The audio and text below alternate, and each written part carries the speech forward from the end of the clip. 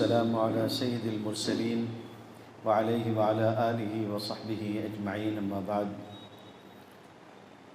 آج کی مجلس کے صدر مکرم جناب حافظ ریاض صاحب دامت برکاتہم، دیگر حضرات علماء کرام، یہاں موجود آپ سبھی سامعین اور خواتین اسلام، آج جو عنوان ہمارے اور آپ کے سامنے ہے، یہ عملی زندگی کا ایک ایسے مرحلے سے تعلق رکھنے والا عنوان ہے جس سے سماج کا ہر فرد تقریباً گزرتا ہے۔ ظاہر ہے یہ ہم سب کی ضرورت ہے، اور قبل اس کے کہ میں کوئی اور بات کہوں، اگرچہ کہ ہم مسلمان ہیں اور ہمارا عقیدہ اور ہمارا مذہب ہے، لیکن عقیدے، مذہب یا یوں کہیے خوش عقیدگی، تعلق، ان سب سے ہٹ کے سچی بات یہ ہے کہ اسلام جس طرح سے زندگی گزارنے کا سلیقہ پیش کرتا ہے، اس طرح سے دنیا میں کسی بھی تہذیب، کسی بھی ثقافت یا کسی بھی مذہب کے ماننے والوں کے پاس نہیں ہے۔ یہ کوئی خوش عقیدگی کی بات نہیں ہے، تجربے کی بات ہے۔ اس وقت دنیا میں جو لوگ سماجیات کے اوپر سب سے زیادہ بیان کر رہے ہیں، عموماً وہ عیسائی مذہب سے تعلق رکھنے والے لوگ ہیں۔ آپ ان کے جو اسپیکرز ہیں، ان کے جو رائٹرز ہیں، اور بھی سارے لوگ ہیں، ان کو دیکھیے، اکثر لوگ وہ ہیں جو عیسائی مذہب سے تعلق رکھتے ہیں۔ زندگی کیسے گزارنی چاہیے وہ دنیا کو بتانے کی کوشش کر رہے ہیں۔ معاف کیجئے، یہ حق ان کے پاس نہیں ہے۔ وہ معلومات کو جمع کر کے اس کو بیان تو کر سکتے ہیں، لیکن شاید انہیں یہ سمجھنا چاہیے کہ وہ جس مذہب کے ماننے والے ہیں اور جس مذہب کا خلاصہ وہ پیش کرتے ہیں، جو عیسائیت وہ دنیا کے سامنے پیش کرتے ہیں، اس عیسائیت میں تو سماجی زندگی کا حصہ ہی کہیں نہیں ہے۔ سماجی زندگی کا حصہ کہیں نہیں ہے وہاں۔ وہ تو رہبانیت کو ترجیح دیتے ہیں۔ وہ یہ کہتے ہیں کہ زندگی کسی غار میں کسی کنارے پر جا کے گزاری جائے۔ ان کے ہاں سب سے بہترین مذہبی شخصیت وہ ہوتی ہے جو بشپ ہوں گے، جو راہب ہوں گے، جو پادری ہوں گے، جو شادی نہیں کریں گے، عورتیں ہوں گی تو نن ہوں گی۔ اسی طریقے سے فلسفہ وہ لوگ پیش کرنا چاہتے ہیں جن کے ہاں داسیوں کا تصور ہے، جن کے ہاں بھکشوؤں کا تصور ہے، جن کے یہاں بنواس لینے والوں کا تصور ہے۔ معاف کیجئے، یہ عنوان ان سارے لوگوں کے حل کرنے سے حل ہونے کا نہیں۔ اس کو حل کرنے کی قوت اگر کسی دین اور کسی مذہب کے پاس ہے تو وہ صرف اسلام ہے۔ اسلام کہتا ہے کہ ہم اس رہبانیت کی طرف کبھی نہیں بلاتے جس کی دعوت لوگ دیتے ہیں۔ وَرَهْبَانِيَّةً ابْتَدَعُوهَا مَا كَتَبْنَاهَا۔ اسلام یہ سکھاتا ہے کہ آپ ایک بھری پوری زندگی گزاریں گے، آگے پیچھے کنبہ قبیلہ سارا خاندان ہوگا، مختلف حقوق آپ سے وابستہ ہوں گے۔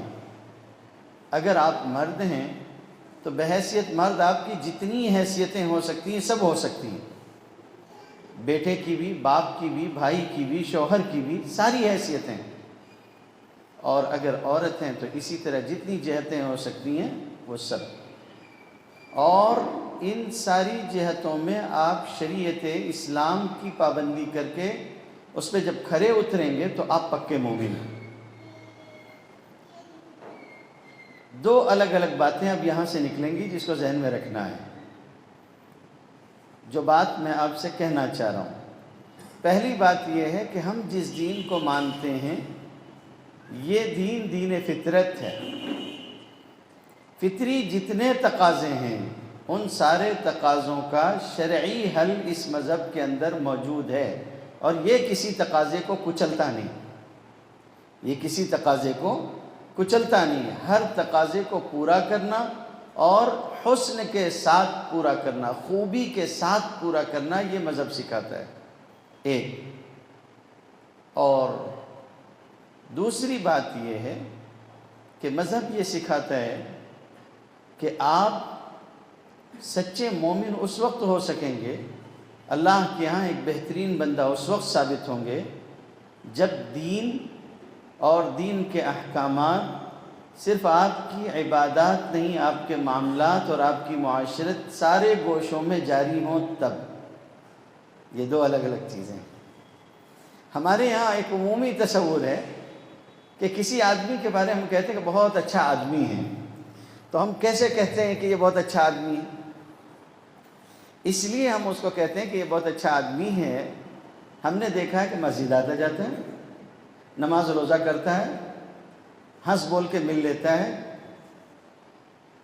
ہم دیکھ رہے ہیں کہ وہ نماز پڑھ رہا ہے، روزے رکھ رہا ہے، اس لیے بہت اچھا آدمی ہے۔ شریعت اسلامی میں مختلف مکتب فکر ہیں، مسالک ہیں، ان میں سے 4 بہت مشہور ہیں: حنفی، شافعی، مالکی اور حنبلی۔ فقہ حنفی میں اس کی سب سے بنیادی کتاب ہے ہدایہ۔ کوئی عالم اس وقت تک عالم نہیں ہوتا جب تک وہ ہدایہ پڑھ نہ لے۔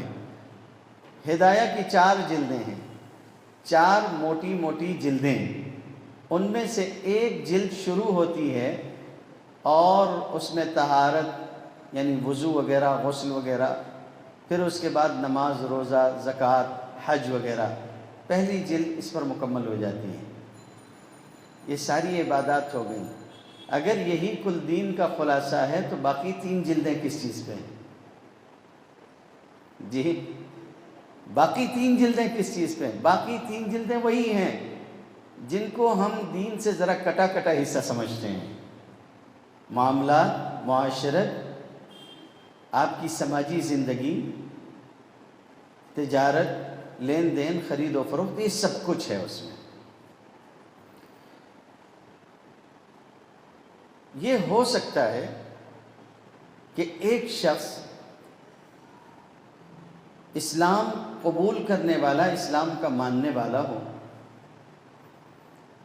مگر اس کی زندگی ناخوشگوار زندگی ہو، یہ ہو سکتا ہے۔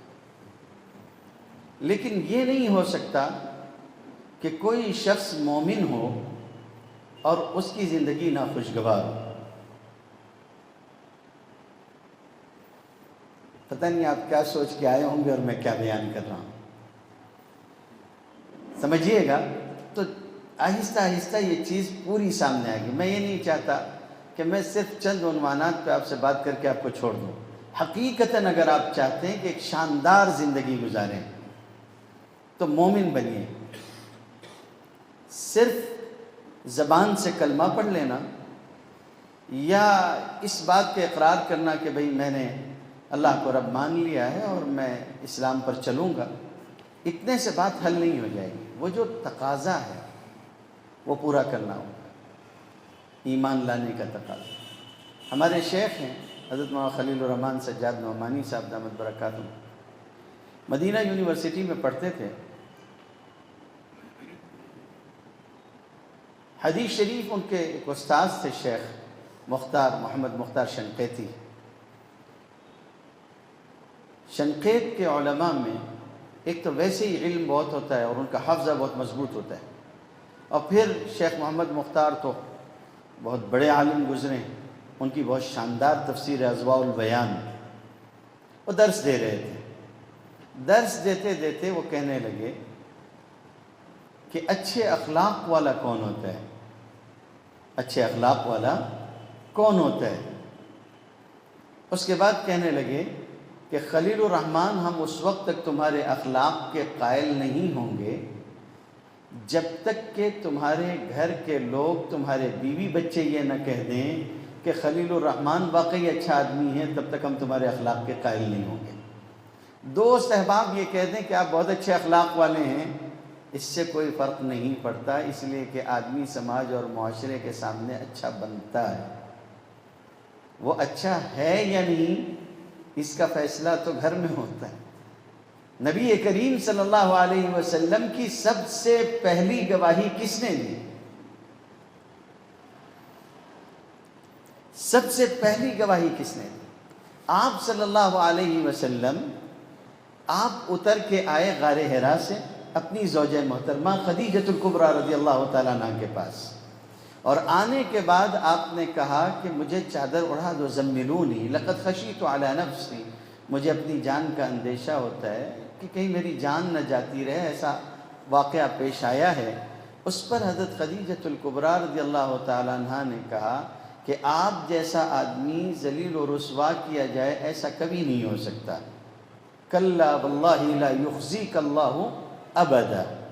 اور اس کے بعد بتایا کہ آپ کیسے ہیں، لا تصل الرحم وتحمل الکلب، آپ کی ایک ایک صفت بیان کرنا شروع کی کہ آپ ایسے ہیں، ایسے ہیں، ایسے ہیں، ایسے ہیں۔ ہم آپ کے سامنے کیسے ہیں؟ کتنے اچھے لباس میں رہتے ہیں، کتنے میٹھے میٹھے بول بولتے ہیں، یہ آپ جانتے ہیں، مگر میری بیوی جانتی ہے کہ میں گھر میں کیسا رہتا ہوں۔ اگر بیوی یہ کہہ دے کہ میں اپنے شوہر کے تقویٰ کی قائل ہوں تو اس کے بعد کسی گواہی کی ضرورت باقی نہیں بچتی، اس کے بعد کسی گواہی کی ضرورت باقی نہیں بچتی، اس لیے کہ انسان سرد و گرم کے نشیب و فراز کے ہر مرحلے سے اس کے سامنے گزر رہا ہوتا ہے، کب وہ آپے میں رہتا ہے، کب آپے میں نہیں رہتا ہے، کب شریعت کا خیال رہتا ہے، کب شریعت کا خیال نہیں رہتا ہے۔ صلاۃ و سلام ہو سیدنا محمد الرسول اللہ صلی اللہ علیہ وسلم پر۔ بولتے تھے اور شاندار بولتے تھے، اور شاندار کیوں نہ بولیں؟ فرمایا 6 باتوں میں مجھے دیگر انبیاء سے فضیلت دی گئی، اور تو جانے دیجئے، فضلت علی الانبیاء بست، اس میں سے ایک فرمایا اوتیت جوامع الکلم، مجھے مختصر الفاظ میں بڑی بات کہنے کا سلیقہ دیا گیا۔ فرمایا ان من اکمل المومنین ایمانا احسنهم خلقا، کامل ترین مومن وہ ہوتے ہیں جو صاحب اخلاق ہوں، اچھے اخلاق والے ہوں۔ اور پھر اخلاق ہی کی تعبیر میں دوسری حدیث ملتی ہے کہ خیرکم خیرکم لأہلہ وانا خیرکم لأہلی، تم میں سے بہترین انسان وہ ہے جو اپنے اہل و عیال کے لیے بہتر ہو۔ خوشگوار زندگی کی ابتدا اپنی ذات سے ہوتی ہے، اپنی ذات سے ہوتی ہے۔ ہم خود کیا ہیں،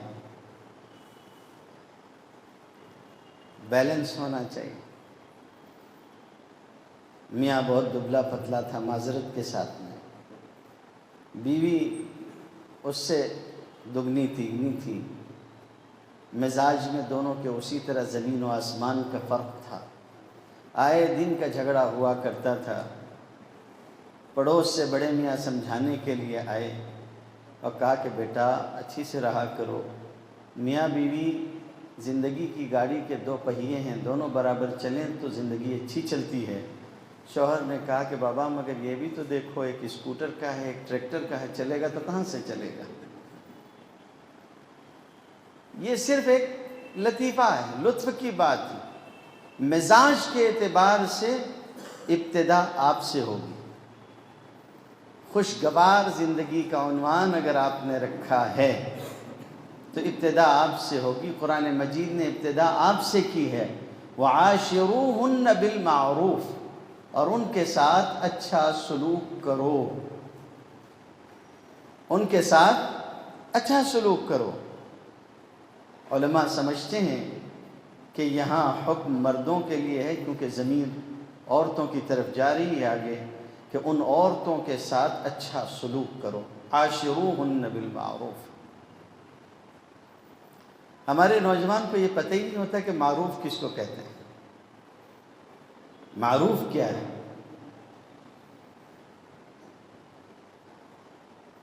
سمجھنے کی چیزیں ہوتی ہیں، کچھ چیزیں عادات میں سے ہوتی ہیں، کچھ چیزیں طبیعت کو دخل رکھتی ہیں۔ کچھ چیزیں وہ ہوتی ہیں جن کا سماج اور معاشرے میں خیال رکھا جاتا ہے، ان ساری چیزوں کو سامنے رکھ کر ان کے ساتھ اچھا سلوک کرنا۔ بسا اوقات ایسا بھی ہوتا ہے کہ نفیس طبیعت کے لوگ ہوتے ہیں، نفیس طبیعت کے لوگوں کے لیے ایک عام فہم سی گالی بھی جو سڑک پر دی جاتی ہے وہ بھی سبحان روح ہوتی ہے۔ عاشروہن بالمعروف کا لفظ یہ بتا رہا ہے کہ ان کے مزاج اور ان کی عادات اور ساری چیزوں کا خیال رکھ کر ان کے ساتھ سلوک کیا جائے۔ سلوک سب کے ساتھ ایک جیسا نہیں ہوتا، سلوک سب کے ساتھ ایک جیسا نہیں ہوتا، لوگ الگ الگ مقام اور مرتبے کے ہوتے ہیں اور ان کے ساتھ الگ الگ انداز سے برتاؤ بھی ہوتا ہے۔ نبی کریم صلی اللہ علیہ وسلم تشریف فرما تھے اور آپ کے ایک صحابی آئے، صحابی بہت سارے ہیں آپ کے، وہ آئے اور آ کر مجلس کے سرے پر کھڑے ہو گئے۔ نبی کریم صلی اللہ علیہ وسلم نے سر اٹھا کے دیکھا، ابو داؤد شریف میں آتا ہے، آپ نے دیکھا کہ وہ کھڑے ہیں تو آپ نے اپنی چادر اتاری اور وہ چادر اٹھا کر ان کی طرف بڑھا دی، فرمایا کہ اس کو بچھا لو اور اس پر بیٹھ جاؤ۔ جریر ابن عبداللہ البجلی رضی اللہ تعالی عنہ من الاحمس، انہوں نے بھی، اب یہ بھی ہوتا ہے نا سلوک کس کے ساتھ کیا جائے، سلوک جس کے ساتھ کیا جا رہا ہے، سامنے والے بندے نے بھی چادر لی، ادب سے اس کو تہہ کر کے واپس کر دیا اور کہا کہ اللہ آپ کو ویسے ہی شرافت اور بزرگی عطا فرمائے جیسے آپ نے میرا اکرام کیا، اکرمکم اللہ کما اکرمتمونی، اللہ تعالیٰ آپ کے ساتھ بھی ویسے ہی شرافت کا، بزرگی کا معاملہ فرمائے۔ مزاج ہوتا ہے، مزاج کے مطابق عاشروہن بالمعروف، اچھا سلوک کرو۔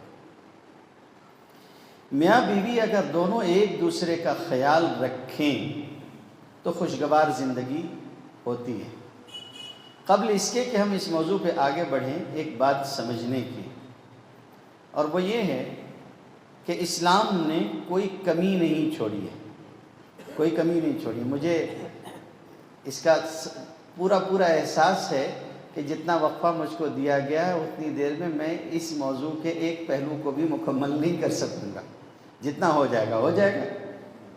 ترکتکم علی المحجۃ البیضاء لیلھا کنہارھا، حضور صلی اللہ علیہ وسلم نے فرمایا کہ ہم نے تم کو ایک روشن شاہراہ پر چھوڑا ہے جس کی راتیں بھی دن کی طرح روشن ہیں۔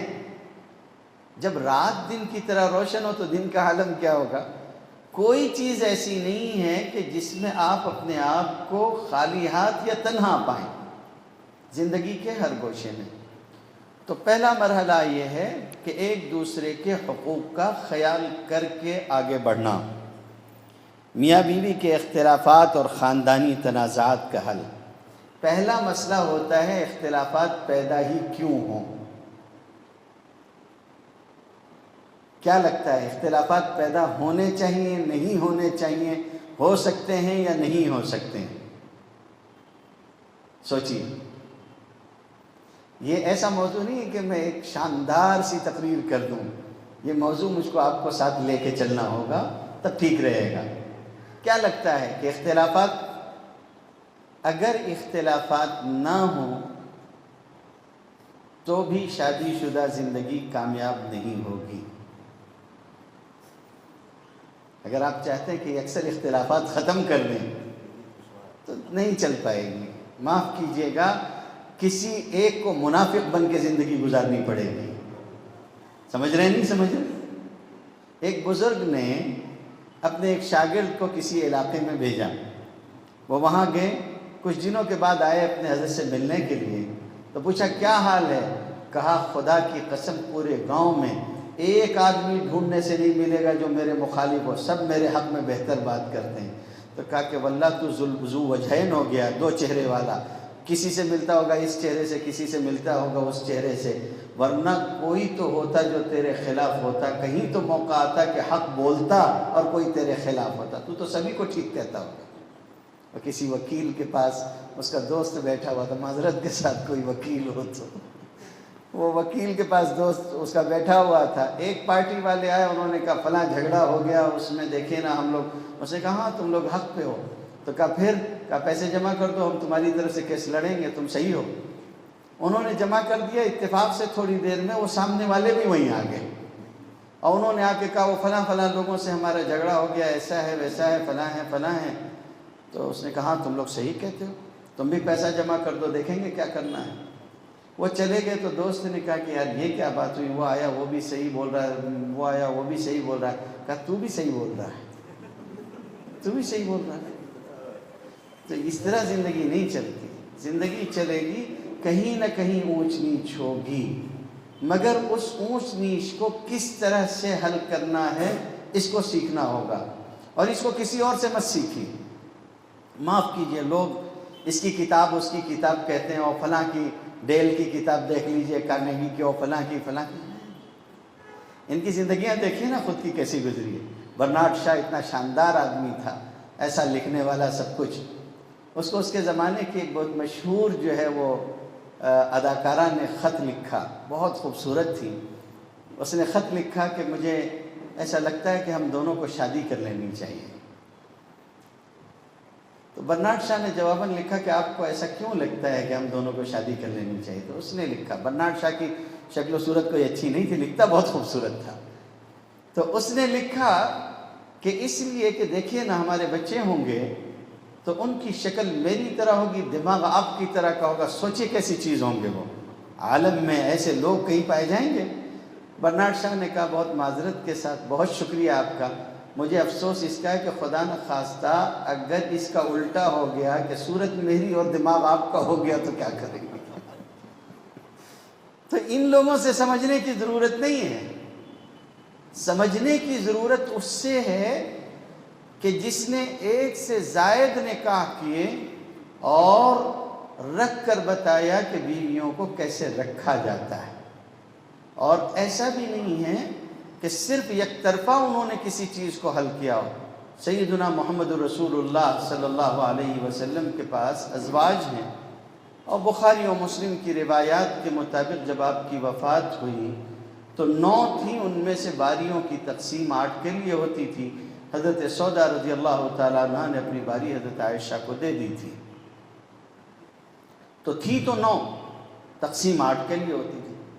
اب ایسا تھوڑی نہ ہے کہ کسی زندگی میں کوئی خلل ہی نہ آئے اور کوئی اختلاف نہ پیدا ہو، کوئی نشیب و فراز نہ آئے۔ یہ سوچ نکال دیجئے کہ نشیب و فراز زندگی میں نہیں آئیں گے، آئیں گے۔ ہمارا نوجوان شادی شدہ زندگی کو ایک ہی رخ سے دیکھ رہا ہوتا ہے، اس لیے اس کی تیاریاں صرف خوشی کی ہوتی ہیں، ڈیمیج کنٹرول اس کے پاس نہیں ہوتا۔ کیسے حل کرے گا؟ نبی کریم صلی اللہ علیہ وسلم تشریف فرما تھے، آپ کے بعد صحابہ بھی تھے۔ ام المومنین ام سلمہ رضی اللہ تعالی عنہ نے کچھ اچھا پکایا، باری ان کی نہیں تھی، ان کے ہاں کچھ اچھا پکا، تو دل میں یہ خواہش پیدا ہوئی کہ سیدنا محمد رسول اللہ صلی اللہ علیہ وسلم میرے سرتاج ہیں، وہ بھی تناول فرماتے، تو اپنے خادم کے ہاتھوں مٹی کے ایک پیالے میں رکھوا کے اس کو بھیجا۔ وہ لے کے آیا اس زوجہ محترمہ کے ہاں جن کی باری تھی، جن کے ہاں حضور اس دن قیام پذیر تھے، آ کے اس نے کہا کہ انہوں نے بھیجا ہے، تو سن لیا اس زوجہ محترمہ نے، اور بہرحال انسان ہیں، غیرت آئی، پیالے پہ ایک ہاتھ مارا، پیالہ گرا اور ٹوٹ گیا، اور اس میں جو چیز تھی وہ بکھر گئی۔ گھر کس کا ہے؟ سیدنا محمد رسول اللہ صلی اللہ علیہ وسلم کا۔ ازواج مطہرات میں سے ام المومنین ہے۔ انسانی فطرت ہے، غصے میں آنا، غیرت میں مبتلا ہونا انسانی فطرت ہے، کوئی حرج کی بات نہیں۔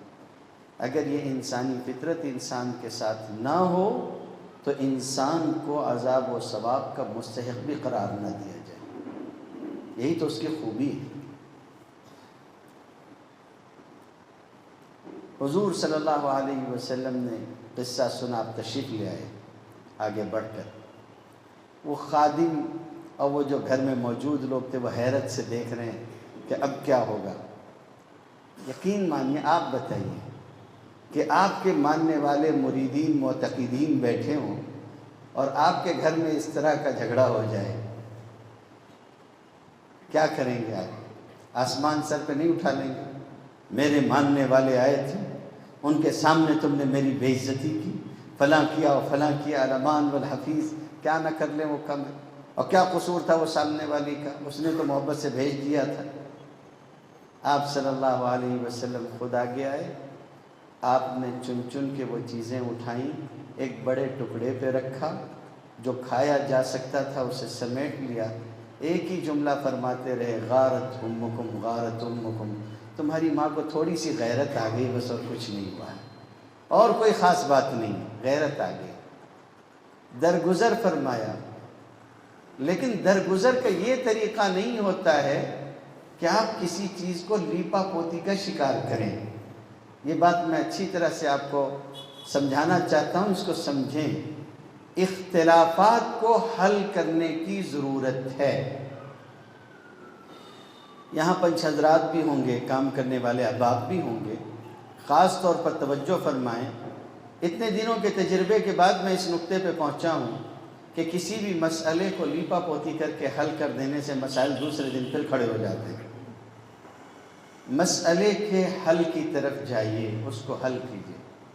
آپ صلی اللہ علیہ وسلم نے اتنی بات سن لی، اتنا کہہ بھی دیا، اس طرح سے چیز کو سمیٹ بھی لیا، اور اس کے بعد اس زوجہ محترمہ سے جس نے پیالے پہ ہاتھ مارا، جس کے گھر میں پیالہ ٹوٹا، اس سے کہا کہ ایک پیالہ لے کر آؤ۔ وہ پیالہ لایا گیا، اس پیالے کے بدلے میں آپ نے وہ پیالہ ان کو دیا اور کہا یہ لے کے جاؤ۔ پیالے کا بدلہ دلوایا، معاملے کو اس طرح سے رفع دفع کروایا۔ ضرورت ہوتی ہے، اختلافات پیدا ہوں گے، ایسا نہیں ہے کہ نہیں ہوں گے، اختلافات آئیں گے۔ حضرت صفیہ رضی اللہ تعالیٰ عنہ ایک سفر میں ساتھ میں تھی، نبی کریم صلی اللہ علیہ وسلم نے حضرت صفیہ رضی اللہ تعالیٰ عنہ کو ایک اونٹ پر سوار کروایا۔ اللہ کی مرضی، چلتے چلتے اونٹ تھک گیا۔ اب جب اونٹ تھک گیا تو ذرا دھیرے دھیرے چلنے لگا۔ آپ سواری پر سوار آگے چلے جا رہے ہیں، وہ اونٹ پیچھے رہ گیا، کچھ تھوڑا سا پیچھے رہ گیا۔ آگے منزل پر پہنچ کر اتر گئے۔ تھوڑی دیر بعد وہ اور لوگوں کے ساتھ میں، قافلہ چل ہی رہا تھا، قافلے کے پچھلے حصے میں وہ ساتھ میں آئیں اور آ کے اتری۔ اب ناراض ہیں، غمگین ہیں، نہیں آپ نے جان بوجھ کے ہم کو ایسا اونٹ دیا، الفاظ ملتے ہیں، آپ نے ایسا ہم کو جان بوجھ کے دیا کہ ہم پیچھے رہ جائیں۔ آپ ان کو سمجھا رہے ہیں۔ اللہ کا نبی صلی اللہ علیہ وسلم کافی دیر تک سمجھاتے رہے۔ پھر اگر نہ سمجھ میں آئے تو پھر جب آپ نے دیکھا کہ ان کے اوپر غم کی کیفیت ابھی بھی طاری ہے اور وہ خلجان کم نہیں ہو رہا ہے، تو آپ نے سمجھانا بند کر دیا۔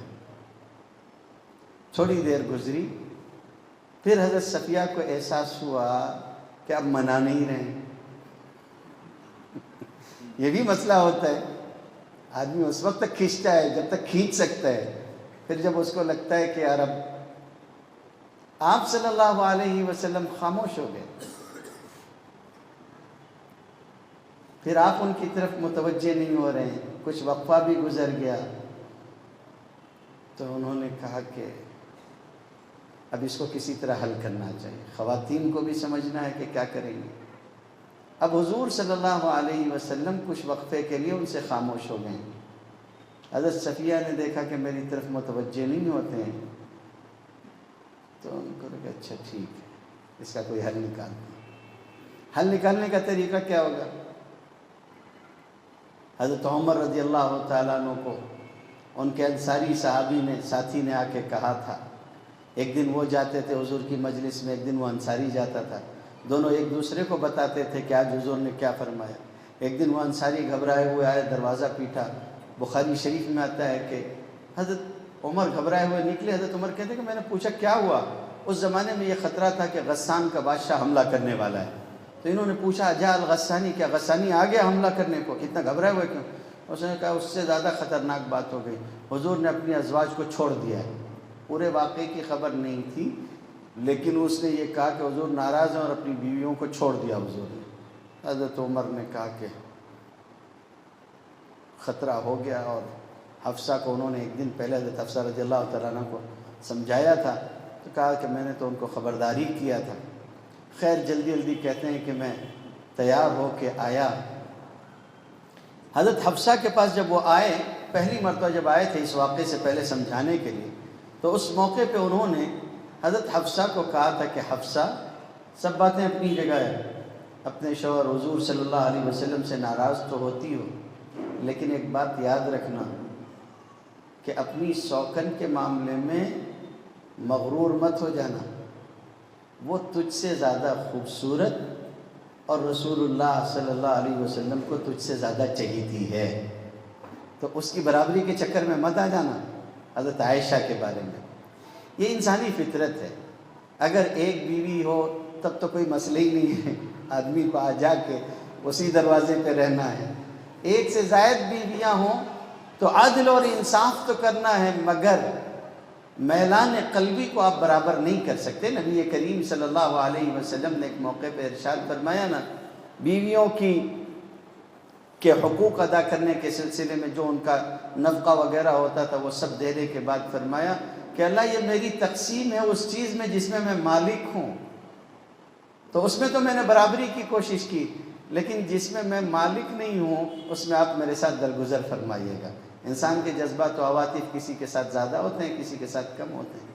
تو ازواج کو معلوم تھا کہ حضرت عائشہ رضی اللہ تعالیٰ عنہ کا مقام حضور کے ہاں الگ ہے، تو حضرت صفیہ آئی حضرت عائشہ کے پاس اور کہا دیکھو حضور مجھ سے ناراض ہیں، تم کو معلوم ہے؟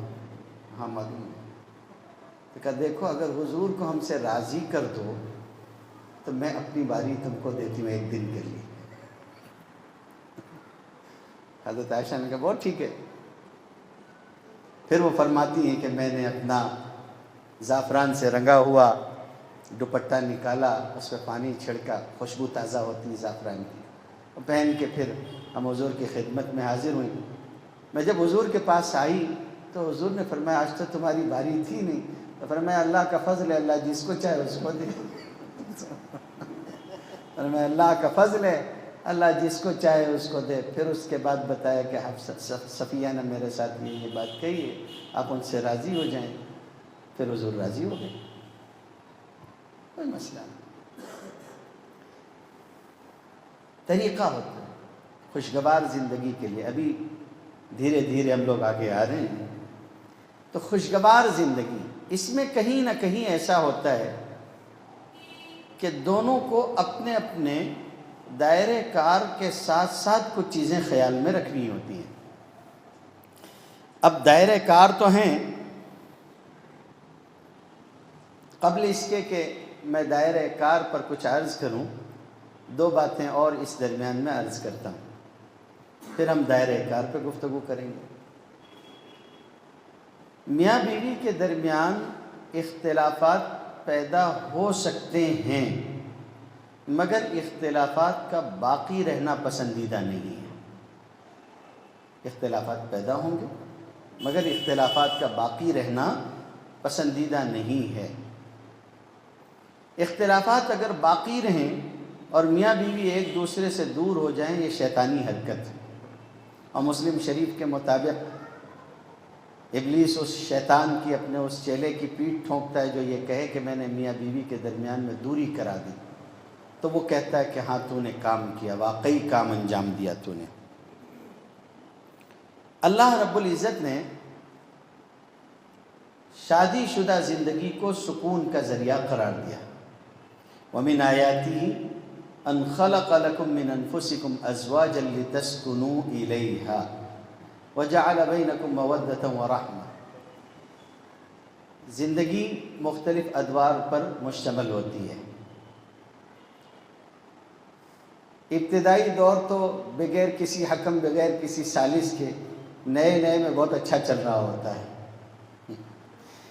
پھر درمیانی دور میں کچھ حالات پیدا ہوتے ہیں، اخیر دور میں ایک طرح کے جذبات سرد ہو چکے ہوتے ہیں، اب یہاں سے مرحلہ کچھ دوسرا شروع ہوتا ہے۔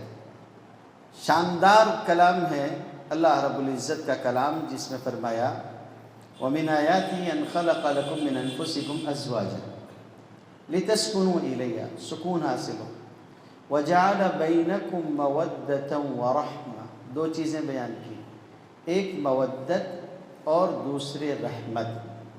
شادی شدہ زندگی کا ایک مرحلہ مودت پر ٹکا ہوتا ہے اور دوسرا مرحلہ رحمت پر ٹکا ہوتا ہے۔ جب تک کہ ہاتھ پیر کام کر رہے ہیں اور ان میں لرزہ طاری نہیں ہو رہا ہے اور میاں بیوی ایک دوسرے کے قربت میں ہیں، تب تک تو مودت کا سلسلہ ہے۔ رفتہ رفتہ بڑھاپے کی طرف جاتے ہیں تو رحمت سے سلسلہ جڑتا ہے۔ یہی وجہ ہے کہ آپ دیکھیں گے کہ گھر میں اگر دادی ہو اور آپ اس سے بولیں کہ چلیے دادی بیٹھ کے کھانا کھا لیجئے، تو وہ بڑھیا بیچاری کہتی نہیں تیرے دادا کو آنے دے، ان کو کوئی کھانا دینے والا نہیں ہوتا۔ رحمت کا سلسلہ آخری حصے میں ہوتا ہے، شروع میں مودت ہوتی ہے۔ قرآن مجید نے دونوں حصوں کو ایک ساتھ کر کے بیان کیا کہ تمہارے درمیان میں مودت اور رحمت رکھی۔ اگر کسی ایک فرد کا مزاج ایسا ہو کہ وہ مودت کو نہیں سمجھ پا رہا ہے تو دوسرے فرد کو رحمت کا تعلق اختیار کرنا چاہیے تاکہ زندگی کا یہ گوشہ اچھی طرح سے چل سکے۔ رحمت کے ساتھ پیش آنا، درگزر کے ساتھ پیش آنا، خیال رکھنا۔ قرآن مجید کی بعض آیتیں اس موقع پہ ہم آپ کے سامنے پیش کریں گے جن کے غلط معنی اور غلط مفہوم کی وجہ سے شادی شدہ زندگی کو ہم خوشگوار نہیں بنا پا رہے۔ جیسے ایک آیت ہے اور وہ یہ ہے کہ نساؤکم حرث لکم۔ میرا ماننا یہ ہے کہ اشارے کنائے اور اس میں میں اگر آپ سے بات کروں تو پھر بات وہی ہو جائے گی، کچھ حاصل ہوگا نہیں، آپ جس طرح سے آئے تھے ویسے گھر چلے جائیں گے۔ کھل کے بات کریں، وضاحت سے سمجھا سکیں آپ کو۔ اب یہ جو ایک جملہ ہوتا ہے نساؤکم حرث لکم فاتوا حرثکم انا شئتم، صحیح بتائیے آج تک جن لوگوں نے اس آیت کو پڑھا یا سمجھا یا سمجھنے کی کوشش کی ہے، اکثر لوگ ایک ہی دائرے میں اس کو سمجھنے کی کوشش کرتے ہیں اور وہ جنسی دائرہ ہے۔ عورتیں تمہاری کھیتیاں ہیں، اور اس کی جو تعبیر کی جاتی ہے وہ اسی رخ سے کی جاتی ہے۔ کبھی آپ نے اس پر غور کیا کہ اس کا اور بھی کوئی معنی اور مفہوم ہے؟ اور اس کا معنی اور مفہوم یہ ہے کہ نساؤکم حرث لکم، اس میں یہ باریکی بھی پنہا ہو سکتی ہے کہ عورتیں کھیتیوں کی طرح ہوتی ہیں، جب تک تم ان پر توجہ رکھو گے، حشو و زوائد کو ہٹاتے رہو گے، خود رو پودوں کو ان سے دور کرتے رہو گے، توجہ رکھو گے، اچھی طرح سے ان کی طرف متوجہ رہو گے، تب تک وہ سرسبز و شاداب رہیں گی۔ کھیتی پر سے توجہ اٹھا لی جائے بنجر ہو کے رہ جاتی ہے۔ جتنی زیادہ توجہ تمہاری ملے گی تمہارے لیے اتنا زیادہ بہتر ہوگا۔ نساؤکم حرث لکم فاتوا حرثکم انا شئتم وقدموا لانفسکم۔ ایسے ہی ایک چھوٹا سا ٹکڑا ہے قرآن مجید کا، ہن لباس لکم، اختلافات ابھی تھوڑا آگے ہیں تو اس سے پہلے ہن لباس لکم وانتم لباس لہن، سادہ سا ایک ٹکڑا قرآن مجید کی ایک آیت کا، وہ تمہارا لباس ہے تم ان کا لباس ہو۔ کبھی کبھی بہت افسوس ہوتا ہے ہم کو، ابھی ہمارے یہاں 2 ہفتہ پہلے ایک کیس آیا،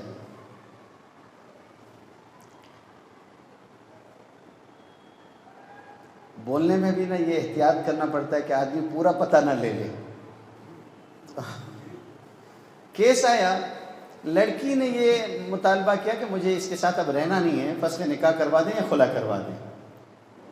لڑکے نے ہم کو جوابی بیان کے ساتھ ایک پین ڈرا بھیجا اور کہا کہ اس کے اندر اس کے جو بھی فلاں فلاں فلاں فلاں یہ ثبوت وہ ثبوت وہ ثبوت وہ ثبوت سب ہے، آپ اس کو دیکھ لیں۔ ہمارے اسسٹنٹ نے ہم کو بتایا ایسی چیز ہے، میں نے کہا بند کر کے رکھ دو، ابھی کوئی ضرورت نہیں۔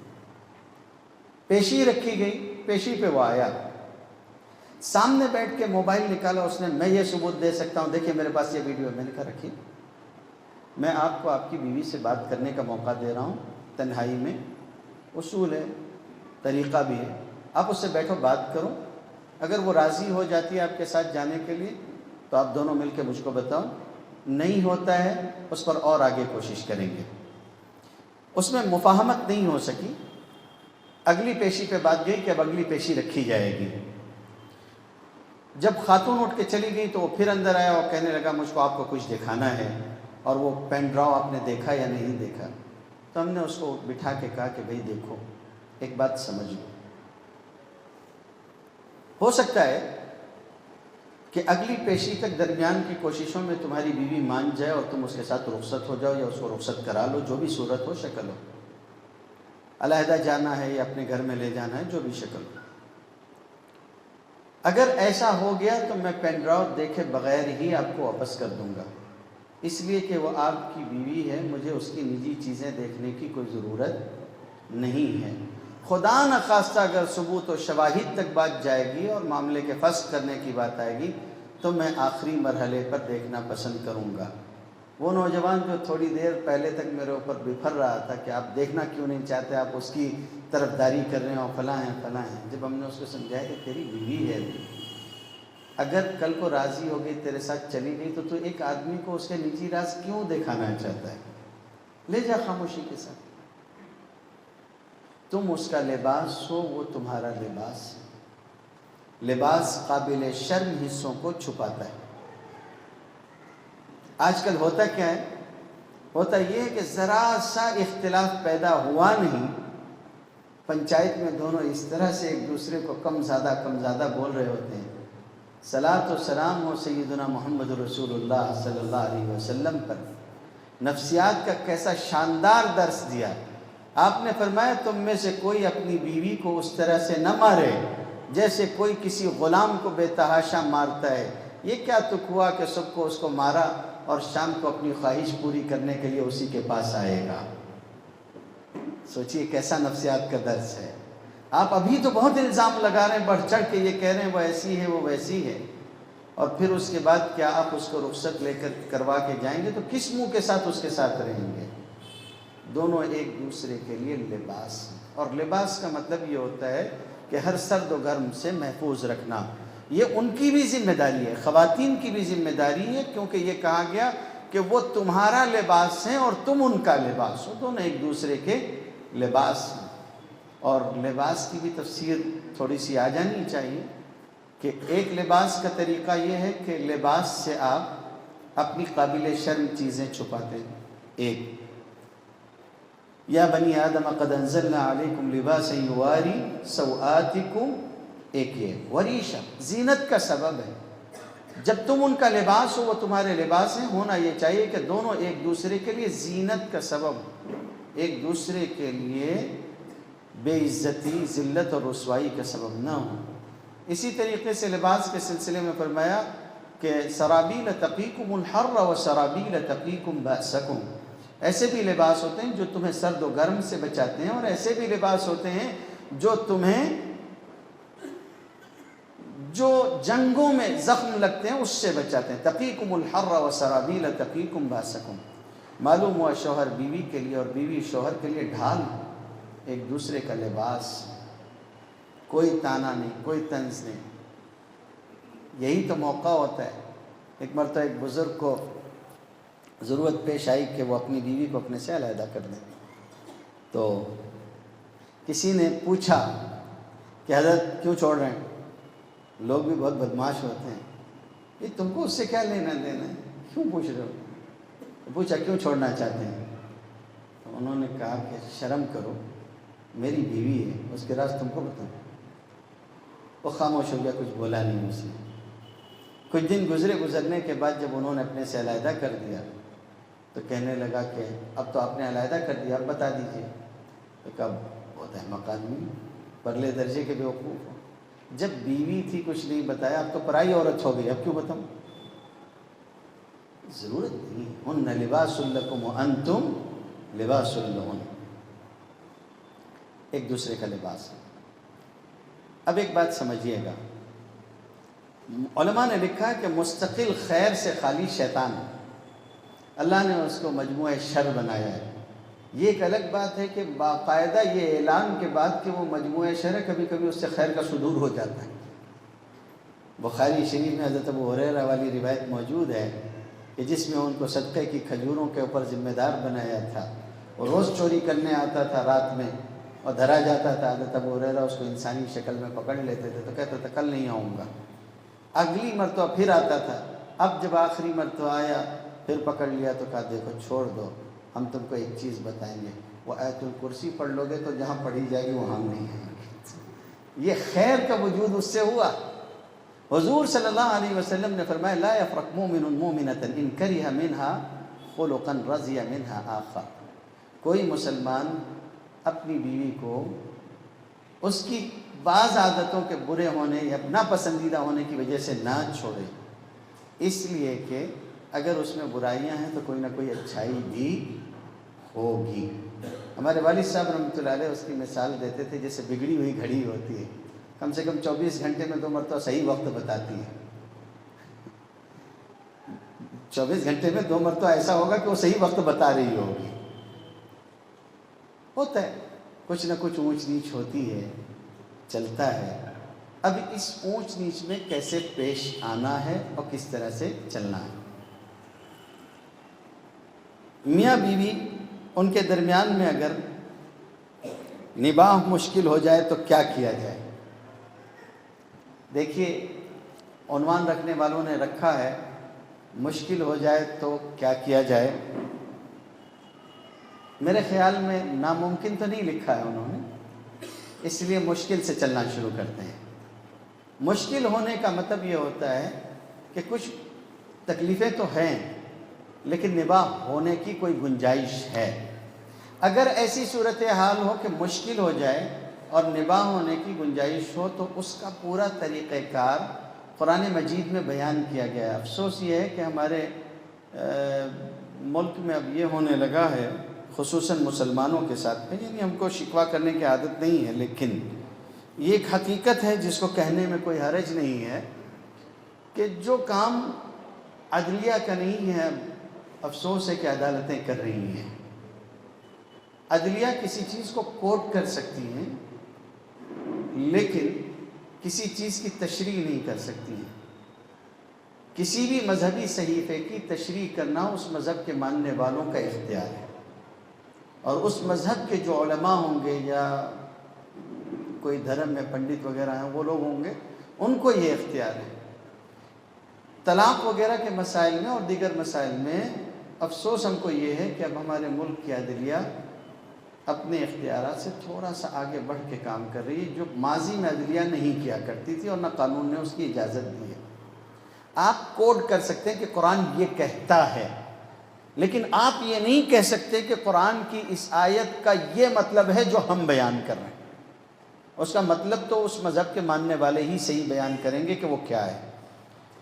تو جو مسئلہ اختلافات کے حل کرنے کا، جو طریقہ کار اختلافات کے حل کرنے کا تھا، اس کو ہماری عدلیہ نے طلاق کا پروسیجر سمجھ لیا۔ افسوس کی بات یہ ہے۔ پھر سے ایک مرتبہ عرض کرتا ہوں، میاں بیوی کے باہمی تنازعات کو ختم کرنے کے لیے قرآن مجید نے جو طریقہ بیان کیا تھا اس کو عدلیہ نے طلاق کا پروسیجر سمجھ لیا۔ یہ بنیادی غلطی کی۔ میاں بیوی میں اگر اختلافات ہو جائیں فَابْعَثُوا حَكَمًا مِّنْ أَهْلِهِ وَحَكَمًا مِّنْ أَهْلِهَا، اگر دونوں طرف سے اختلافات تنازعات ہو گئے ہیں یا کسی ایک طرف سے ہوئے ہیں، ایک آدمی ان کی طرف سے متوجہ کر دیا جائے، ایک آدمی ان کی طرف سے، ایک ادھر سے متعین ہو ایک ادھر سے متعین ہو، اور یہ دونوں آپس میں بیٹھ کے بات کریں۔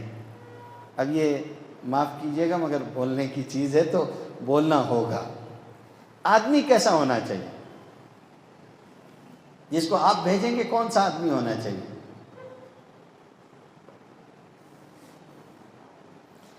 چلیے یہ سوال بدل دیتا ہوں، آدمی کیسا بھیجتے ہیں ہم لوگ؟ سوچ کے بتائیے نا، اختلافات ہوتے ہیں تو کیسا آدمی بھیجتے ہیں ہم لوگ؟ نہیں، آپ لوگ سمجھ رہے ہیں میں کیا بول رہا ہوں، اس لیے بول بھی نہیں رہے ہیں آپ۔ دونوں طرف والے یہ سوچ رہے ہوتے ہیں کہ کتنا زیادہ شاندار بولنے والا، لفاظ غالب آنے والا، قوی ہیکل اور اڑیل، اور جو کوئی کچھ نہ سنے اپنے سامنے کسی کی، بس۔ اور بولنے کو بولتے بھی ہیں کہ فلاں کو بھیجو، کے سامنے کوئی نہیں بیٹھا تھا۔ چلو، قرآن مجید کہتا ہے سنجیدہ، فہیم، دونوں کے درمیان میں اصلاح کی فکر رکھنے والے ایسے لوگوں کو بھیجو۔ بات سمجھ میں آ رہی؟ ایسے لوگوں کو بھیجو۔ اور آج مزاج ہو گیا، عام طور پر بیٹھتے ہیں 10-20 منٹ نہیں ہوتا بات کرتے کرتے، اس کے بعد بولتے چلو ختم کرو، نہیں جمیے۔ یہ کیا کر رہے ہیں؟ فَبْعَثُوا حَكَمًا مِّنْ أَهْلِهِ وَحَكَمًا مِّنْ أَهْلِهَا، بھیجیں، کوئی حرج نہیں، ایک آدمی ادھر سے ہو، ایک آدمی ادھر سے ہو۔ حضرت ابو بکر صدیق رضی اللہ تعالیٰ عنہ، اگرچہ کہ روایت پہ کلام ہے، وہ آئے اور حضرت عائشہ رضی اللہ تعالیٰ عنہ بیٹھی ہوئی تھی، کسی بات پہ ناراض تھی۔ حضرت ابو بکر صدیق رضی اللہ تعالیٰ عنہ نے دیکھا، اس معاملے میں شریک ہوئے، اپنی بیٹی کو ڈانٹا ڈپٹا، بعض روایت میں آتا ہے کہ تماشا مارا بھی۔ حضور صلی اللہ علیہ وسلم نے یہ دیکھا، روایت پہ اگرچہ کہ کلام ہے، حضور صلی اللہ علیہ وسلم نے یہ دیکھا تو فرمایا ہم نے آپ کو اس کے لیے نہیں بلایا تھا، چھوڑ دیجیے، آپ کنارے ہو جائیں۔ تھوڑی دیر میں حضرت عائشہ خوش ہو گئی، راضی ہو گئی، تو حضرت ابو بکر صدیق رضی اللہ تعالیٰ عنہ نے کہا کہ اللہ کے رسول، جیسے آپ لوگوں نے مجھ کو اپنے جھگڑے میں شریک کیا تھا، ویسے اپنی خوشی میں بھی شریک کر لیں۔ ٹھیک ہے، آدمی ایسا بھیجا جائے جو سنجیدہ، سلجھے ہوئے ذہن کا ہو، اور اس کو بھی بھیجا جائے تو اس خیال کے ساتھ میں کہ وہ پہلی کوشش مصالحت کی کرے۔ اختلافات اگر پیش آتے ہیں تو پہلی کوشش مصالحت کی ہونی چاہیے۔ ہمارے ہاں اسی لیے ہم نے کچھ امور میں تجربے کے تحت تبدیلیاں کر رکھی ہیں، جس میں سے ایک یہ ہے کہ پہلی ملاقات کا موقع دینا۔ عموماً ہوتا ہے کہ اختلافات پیدا ہوتے ہیں تو کیا ہوتا ہے، اختلافات پیدا ہونے کی صورت میں سب سے پہلا کام یہ کیا جاتا ہے کہ میاں بیوی کے درمیان میں بات بند کروا دی جاتی ہے۔ نہ بات کرنے کا موقع دیں گے، نہ ملنے کا موقع دیں گے، نہ اور کسی قسم کی کوئی بات۔ فون بھی آئے گا تو اس کو بات نہیں کرنے دے رہے ہیں، تو مصالحت کیسے ہوگی؟ آپ اس کی بیوی ہے، اس کو ملنے نہیں دے رہے ہیں، آپ کون ہوتے ہیں روکنے والے؟ معاف کیجیے گا، گھبرا جائیں گے آپ کو کوئی حق نہیں ہے روکنے کا، کوئی حق نہیں ہے آپ کو روکنے کا۔ ابھی تو وہ اس کی بیوی ہوتے ہوئے آپ روکتے ہیں، وہ اس کی بیوی نہیں رہے گی تب بھی آپ کو روکنے کا حق نہیں ہے۔ جی آج سبھی سمجھ لیجئے، جتنا موقع ہے اتنا سمجھانے کی کوشش کرتا ہوں۔ معقل ابن یسار ہے، بخاری شریف میں آتا ہے، معقل کی بہن ہے جمیلہ۔ حضرت معقل ابن یسار نے ایک آدمی سے ان کا نکاح کر دیا، ٹھیک ٹھاک رہ رہے تھے، کچھ حالات پیش آئے ہوں گے، شوہر نے ایک طلاق دے دی۔ معقل ابن یسار نے ٹھیک ہے بھائی طلاق دے دی، کوئی حرج نہیں، انتظار میں کہ رجوع کر لے گا، رجوع کر لے گا۔ اس نے رجوع بھی نہیں کیا، عدت ختم ہو گئی، بیوی نہیں رہی۔ ایک دن وہ آیا اور بولنے لگا کہ مجھ کو اس سے شادی کرنی ہے پھر سے۔ صحیح سے بتائیے کیا ہوگا؟ ابھی جب وہ اس کی بیوی ہے، آپ اس کو اس سے ملنے نہیں دیتے ہو۔ معقل ابن یسار کی بہن جمیلہ کا طلاق ہو چکا ہے، عدت گزر چکی ہے، وہ اس کی بیوی نہیں رہی ہے اب۔ وہ آیا ہوا، اس نے کہا کہ میں پھر سے نکاح کرنا چاہتا ہوں۔ معقل ابن یسار نے کہا بس چلا جا، یعنی وہاں جو الفاظ ہیں اس کے معنی یہی بن سکیں گے، جا تو ابھی۔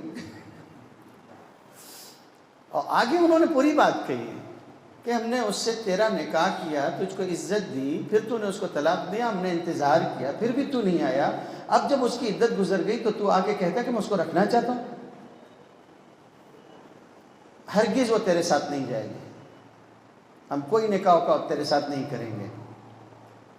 یہ قصہ ہو گیا، قرآن مجید اترا، فَلَا تَعْضُلُوهُنَّ أَن يَنكِحْنَ أَزْوَاجَهُنَّ إِذَا تَرَاضَوْا، پھر تم ان کو روکو مت، اگر وہ دوبارہ سے اپنے شوہروں کے پاس جانا چاہیں، پھر سے ان سے نکاح کرنا چاہیں تو تم ان کو روکو مت، تمہیں اختیار نہیں ہے۔ اگر وہ دونوں راضی ہیں تو تمہیں اختیار نہیں ہے۔ معقل ابن یسار کو بتایا گیا، حضور صلی اللہ علیہ وسلم نے بلا کے بتایا کہ یہ آیت اتری ہے۔ معقل ابن یسار بیچ سے ہٹ گئے، اپنی بہن کا نکاح اس سے کر دیا، جو لے جو، کوئی عرض نہیں۔ پہلا مرحلہ یہی خراب ہوتا ہے، بات چیت بند کروا دی جاتی ہے، ساری چیزیں ہیں، یہ سب کچھ ہے، یہ غلط ہے۔ اسی لیے ہم نے یہ کر رکھا ہے کہ فسخ نکاح کا مقدمہ کیوں نہ ہو، میاں بیوی کو دونوں کو پہلے تنہائی میں بات کرنے کا موقع دیتے ہیں، دونوں کسی ایک چیز پہ متفق ہو جاتے ہیں، یا تو رخصتی یا خلا، دو میں سے کسی ایک چیز پہ متفق اگر وہ ہو گئے تو ٹھیک، ورنہ پھر اس کے بعد آگے کارروائی کریں گے۔ اس لیے پہلا مرحلہ ہے، اگر نباہ مشکل ہو رہا ہو تو مصالحت کی جو ممکنہ کوششیں ہوں وہ کرنی چاہیے، اور اس سلسلے میں ماں باپ کو اپنی اولاد کا ہمدرد ہونا چاہیے۔ 1 گھنٹے کا وقت دیا تھا انہوں نے، بالکل ٹھیک آئے، یعنی 58 منٹ ہوئے ہیں، تو اب یہ ہے کہ اپنی اولاد کے ہمدرد ہوں، ان کے دوست بنیں۔ اتنی افسوس کی بات یہ ہوتی ہے کہ بسا اوقات بنتی ہوئی چیزیں بھی دونوں طرف کے رشتہ داروں کی وجہ سے بگڑ جاتی، یہ نہیں ہونا چاہیے۔ اور یہ بھی یاد رکھیے گا کہ یہ جو مزاج ہمارے ہاں بن چکا ہے کہ لڑکی یہ کہتی ہے کہ اس گھر میں گزارا ممکن نہیں ہے، مجھے علیحدہ رہنا ہے، اور لڑکے والے بولتے ہیں کہ ہمارا لڑکا الگ جا کے کیوں رہے گا؟ تو تم کس کے ساتھ میں رہ رہے ہو؟ آپ اپنے گھر میں رہ رہے ہو نا، کہ آپ بھی ابھی تک جوائنٹ فیملی میں ہو۔ جب آدمی بہو والا ہو رہا ہوتا ہے تو عموماً ایسا ہوتا ہے کہ وہ اپنے گھردار کا مالک ہو چکا ہوتا ہے، آپ بھی تو اپنے ماں باپ سے الگ ہٹ کے کہیں ہو نا۔ یہ طریقہ کار تو ٹھیک ہی نہیں، یہ تو ٹھیک ہے ہمارے یہاں کا عرف ہے، عادت ہے، جوائنٹ فیملی کا معاملہ ہے، رواج ہے، چلتا ہے، ٹھیک ہے۔ اگر گھر میں عافیت کے ساتھ رہ رہے ہیں تو اس میں کوئی حرج بھی نہیں ہے، کوئی غیر شرعی امر اس طرح کا نہیں ہے جب تک شریعت نہ ٹوٹے تو۔ لیکن اگر الگ رہنے کا مطالبہ ہے اور واقعی اس کا مطالبہ درست ہے تو اس میں جو لوگ آڑ بنتے ہیں یا حارج ہوتے ہیں وہ غیر شرعی کام کر رہے ہوتے ہیں، یہ مناسب نہیں ہے۔ تو پہلا مرحلہ ہے مصالحت کی کوشش کرنی چاہیے، ان یرید اصلاحا یوفق اللہ بینہما۔ بیوی اگر میکے جا کے بیٹھ جائے تو شوہر کیا کرے؟ بتائیے کیا کرنا چاہیے؟ پہلے تو یہ سمجھیے کہ بیوی میکے جا کے بیٹھی کیوں، بہت سارے مسائل ہوتے ہیں۔ اکثر ایسا ہوتا ہے کہ جو نکمے نٹھلے ہوتے ہیں، جب پیدائش کا وقت قریب ہو، جب کچھ نہ کچھ نوی بھانج کر کے لے جا کے گھر پہنچا دیتے ہیں۔ صحیح ہے نہیں ہے؟ معاف کیجیے گا، عموماً مجھ کو تجربہ ہے، میں دیکھتا رہتا ہوں، کچھ نہ کچھ اس طرح کا تجربہ ہے کہ لوگ کچھ نہ کچھ کرتے ہیں الٹا سیدھا، پھر وہاں پہنچا دیں گے۔ وہ جنہوں نے ساری زندگی اپنی بچی کو پالا وہی آپ کے بچے کے بھی دنیا میں آنے کا خرچہ اٹھائیں، یہ سارا سلوک کرتے ہیں اس طرح سے۔ اور دوہرا رویہ تو بہت افسوسناک ہے، میں اس میں کیا کہوں۔ یعنی اگر آپ کا داماد کما کے لا کے ساری تنخواہ آپ کی بیٹی کے ہاتھ پہ رکھتا ہو تو وہ جبرائیل علیہ السلام سے کم مرتبے کا آدمی نہیں ہے، تعریف کرتے کرتے آپ کی زبان نہیں تھکے گی۔ اور اگر یہی کام آپ کا بچہ کرنے لگے تو کسی مولوی کو ڈھونڈتے کہ مولانا کچھ کر کے کھلا دیے، سارا پیسہ لا کے اسی کے ہاتھ پہ رکھ دیتا ہمارا بیٹا، کچھ ہو گیا اس کو۔ یہ دوہرا رویہ نہیں ہونا چاہیے۔ اپنی اولاد کے سلسلے میں کیا آپ اسی طرح سے کریں گے جس طرح سے دوسروں کی اولاد کے بارے میں کر رہے ہیں، دوسروں کی بیٹی کے ساتھ کریں؟ نہیں کرنا چاہیے۔ عورت اگر جا کے بیٹھ گئی ہے تو پہلے مرحلے میں یہ دیکھو کہ خلل کس کی طرف سے واقع ہوا ہے۔ یہاں تک کہ فقہاء نے لکھا ہے کہ اگر آپ کی غلطی کی وجہ سے وہ ناراض ہو کے اپنے ماں باپ کے ہاں رکی ہے تو اس کا نان و نفقہ دینا آپ پر لازمی اور ضروری ہے، چاہے وہ اپنے ماں باپ کے یہاں کیوں نہ ہو، اگر آپ کے کسی قصور کی وجہ سے ہوا۔ اور یہ بھی یاد رکھنا چاہیے کہ یہ شوہر کی ذمہ داری، چاہے بیوی ناراض ہو کے کیوں نہ گئی ہو، وہ خیال رکھے۔ اب اگر وہ ناراض ہو کر چلی گئی ہے تو اس سلسلے میں گفت و شنید کا سلسلہ جاری رہنا چاہیے، بات چیت جاری رکھیے، بنانے کی کوشش کیجیے، لوگوں کو بھیجیے۔ اگر یہ ممکن نہ ہو رہا اور اس طرح کی باتیں نہ ہو پا رہی ہوں تو سماج اور معاشرے کے ایسے لوگوں کا سہارا لیجیے جس کے اندر لوگوں کی بات کاٹی نہ جا سکے، ایسے لوگوں سے بات کرنی چاہیے۔ سماج میں علماء ہوتے ہیں، ائمہ ہوتے ہیں، اور بھی لوگ ہوتے ہیں۔ اور اس میں لڑکی کے گھر والوں سے بھی یہ کہنا ہے کہ اگر ان کو لگتا ہے کہ رخصتی کی کوئی امید اور گنجائش موجود ہے تو ان کو بھی ایسا کوئی رویہ اختیار نہیں کرنا چاہیے کہ گھر پر کوئی آدمی آئے اور آپ اس کی بے عزتی کر دیں، دیکھیں گے، کریں گے، سوچا جائے گا، ابھی چلے جاؤ بعد میں سوچیں گے۔ کچھ لوگ ہوتے ہیں عجیب مزاج اور عجیب خیال کے ہوتے ہیں، ہم لوگوں کو بھی تجربہ ہوتا رہتا ہے۔ نوٹس پہ نوٹس بھیجتے رہیے، وہ یوں بیٹھے ہوئے ہیں کہ کوئی حرج ہی، کوئی فرق ہی نہیں پڑ رہا ہے۔ پھر جب لڑکا سامنے سے کوئی قدم اٹھا لیتا ہے تو روتے بھاگتے آتے ہیں، کوئی طریقہ ہو، کوئی راستہ ہو تو بتا دو۔ یہ نہیں کرنا چاہیے، کوشش کرنی چاہیے اسی صورت میں۔ قرآن مجید میں کہا گیا کہ اگر ایسی صورت کوئی پیش آتی ہے تو وہی حکم بھیجنے کی کوشش کرنی چاہیے، اور حکم بھیجنا، پنچ حضرات کو متوجہ کرنا، یہ ایک مفید شکل ہوتی ہے۔ پھر بھی اگر بیوی آنے کے لیے راضی نہ ہو، لکھنے والوں نے بتدریج لکھا ہے، تو پھر کیا کیا جائے؟ آنے سے انکار کر رہی ہو تو ایسی صورت میں سارے اسباب اور ذرائع اختیار کرنے کے بعد اگر کسی قسم کی کوئی گنجائش باقی نہ بچے تو اگرچہ کہ ایسے موقع پر طلاق، اور وہ بھی ایک طلاق رجعی دینے کی گنجائش ہے، مگر موجودہ صورتحال میں عملاً تجربے کے طور پر ہم اس کو مفید نہیں سمجھتے۔ اس کی وجہ یہ ہے کہ آج کل دماغ دینے والے لوگ بہت ہیں، خدا نخواستہ اگر آپ کو یہ طلاق دیتے بھی ہیں تو اس کی وجہ سے وہ دوسرے قسم کی کارروائیوں میں لگ جاتے ہیں۔ ایسے معاملات میں اگرچہ کہ دیر سویر کیوں نہ ہو رہی ہو، مگر اس کو باہمی کوشش ہی سے حل کرنا چاہیے، ذمہ داروں کے ذریعے یا اور کسی بھی ذریعے سے۔ شوہر بیوی کو نہ رکھے یا لانے سے انکار کرے تو بیوی کیا کرے؟ بیوی کچھ کر سکتی؟ یہ بڑا مسئلہ ہے۔ بیوی کچھ کر سکتی نہیں کر سکتی؟ بھلا بتائیے، آپ لوگ جلدی جلدی بتائیے، تھوڑا جلدی سے پورا کر لیں۔ بیوی کو کوئی اختیار ہے؟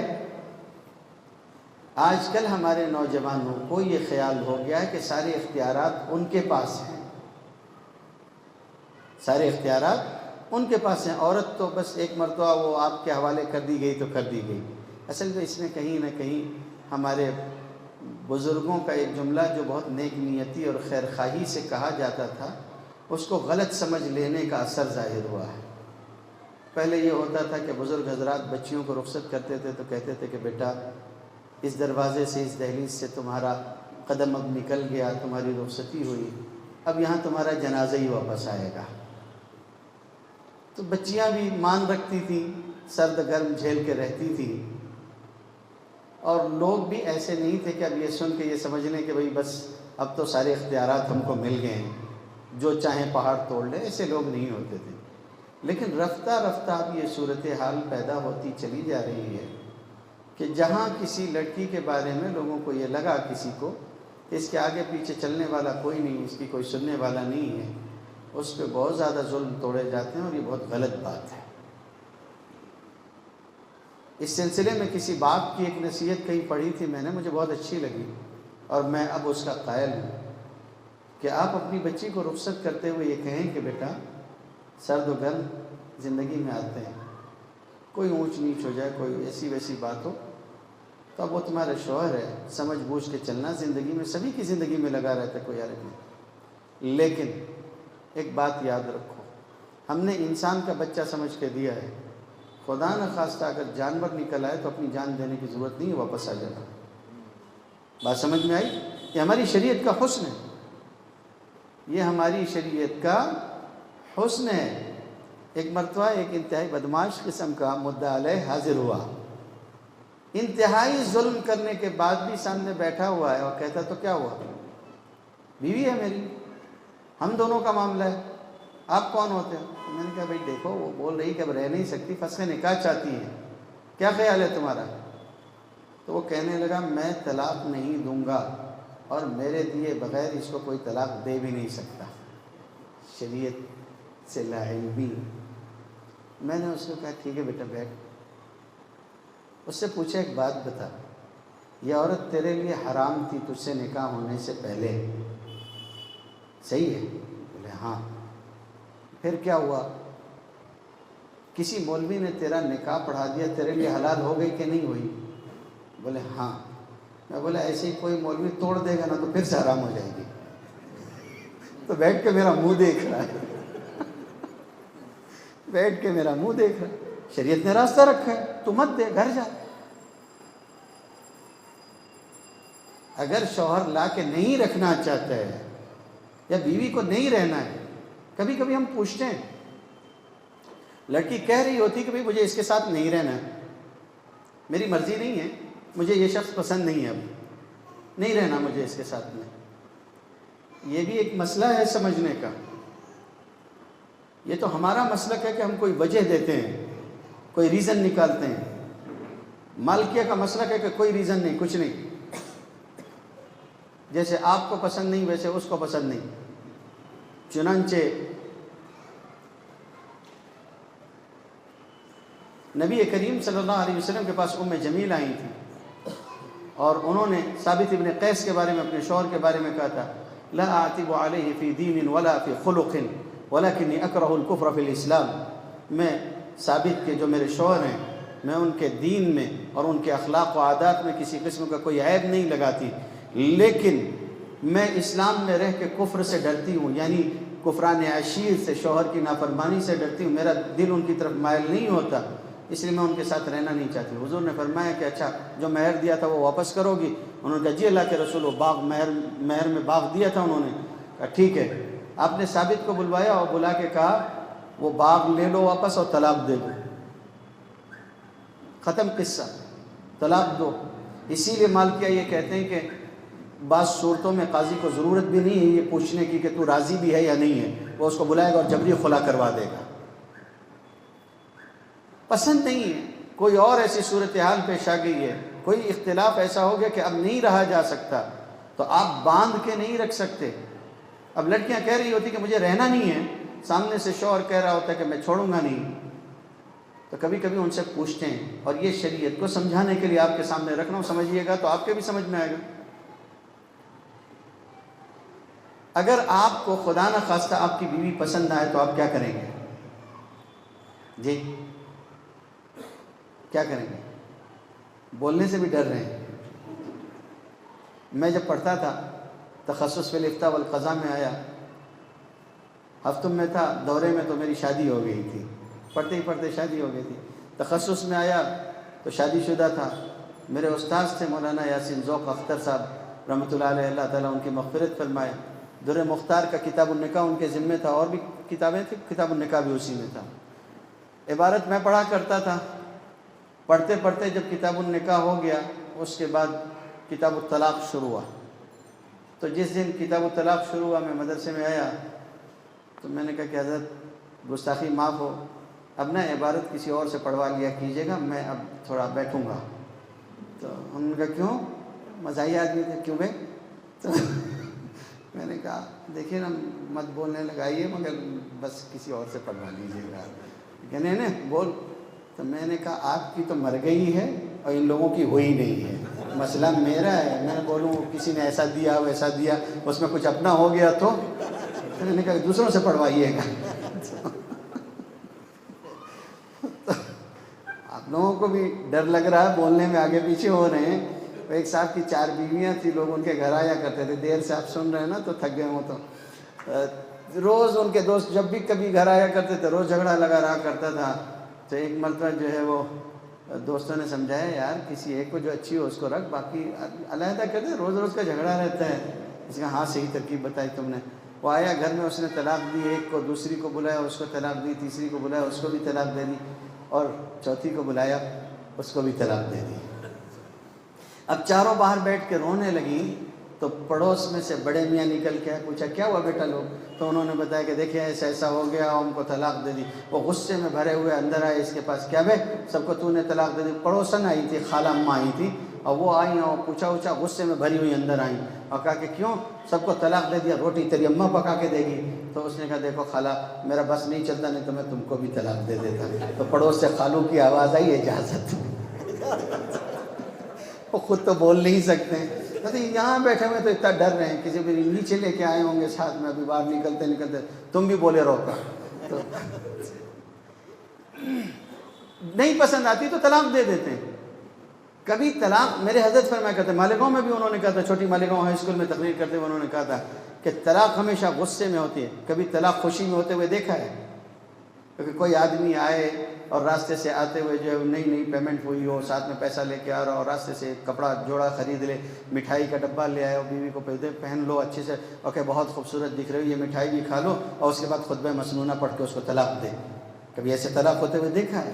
کبھی نہیں دیکھا ہوگا۔ طلاق تو غصے میں ہوتی ہے، آپ کو پسند نہیں آئی تو آپ نے طلاق دے دیا، آپ کو پسند نہیں آئی آپ نے طلاق دی۔ کبھی کسی آدمی کو دیکھا ہے کہ بیوی سے پوچھا ہو کہ تجھ کو طلاق لینی بھی ہے نہیں لینی ہے؟ کبھی اس سے نہیں پوچھتے ہیں۔ آپ کو پسند نہیں تو آپ نے اس کو چھوڑ دیا۔ اگر بیوی کو شوہر پسند نہ ہو تو وہ کیا کرے؟ آپ کیا سمجھتے ہیں شریعت اسلامیہ جو ہے وہ لوڑی لنگڑی ہے کہ آپ کی مرضی نہ ہو آپ نہیں چھوڑیں اور وہ وسیع پھنسی پڑی رہے گی؟ معاف کیجیے، ایسا نہیں ہے۔ عورتوں کو یہ سمجھنا چاہیے کہ شریعت نے ان کو اختیار دیا ہے۔ اب منہ بھر بھر کے گالی نہ دیجیے گا مجھ کو کہ مولوی نے بتا دیا ان لوگوں کو، نہیں ایسا کچھ نہیں ہے، یہ تو حق دیا ہے۔ مولوی بناتے نہیں ہیں، بتاتے ہیں۔ ہم شریعت بنا نہیں رہے، پہلے سے حق دیا ہوا ہے، صرف بتا رہے ہیں کہ اگر ایسی صورتحال ہو تو اس میں یہ شکل ہوتی ہے۔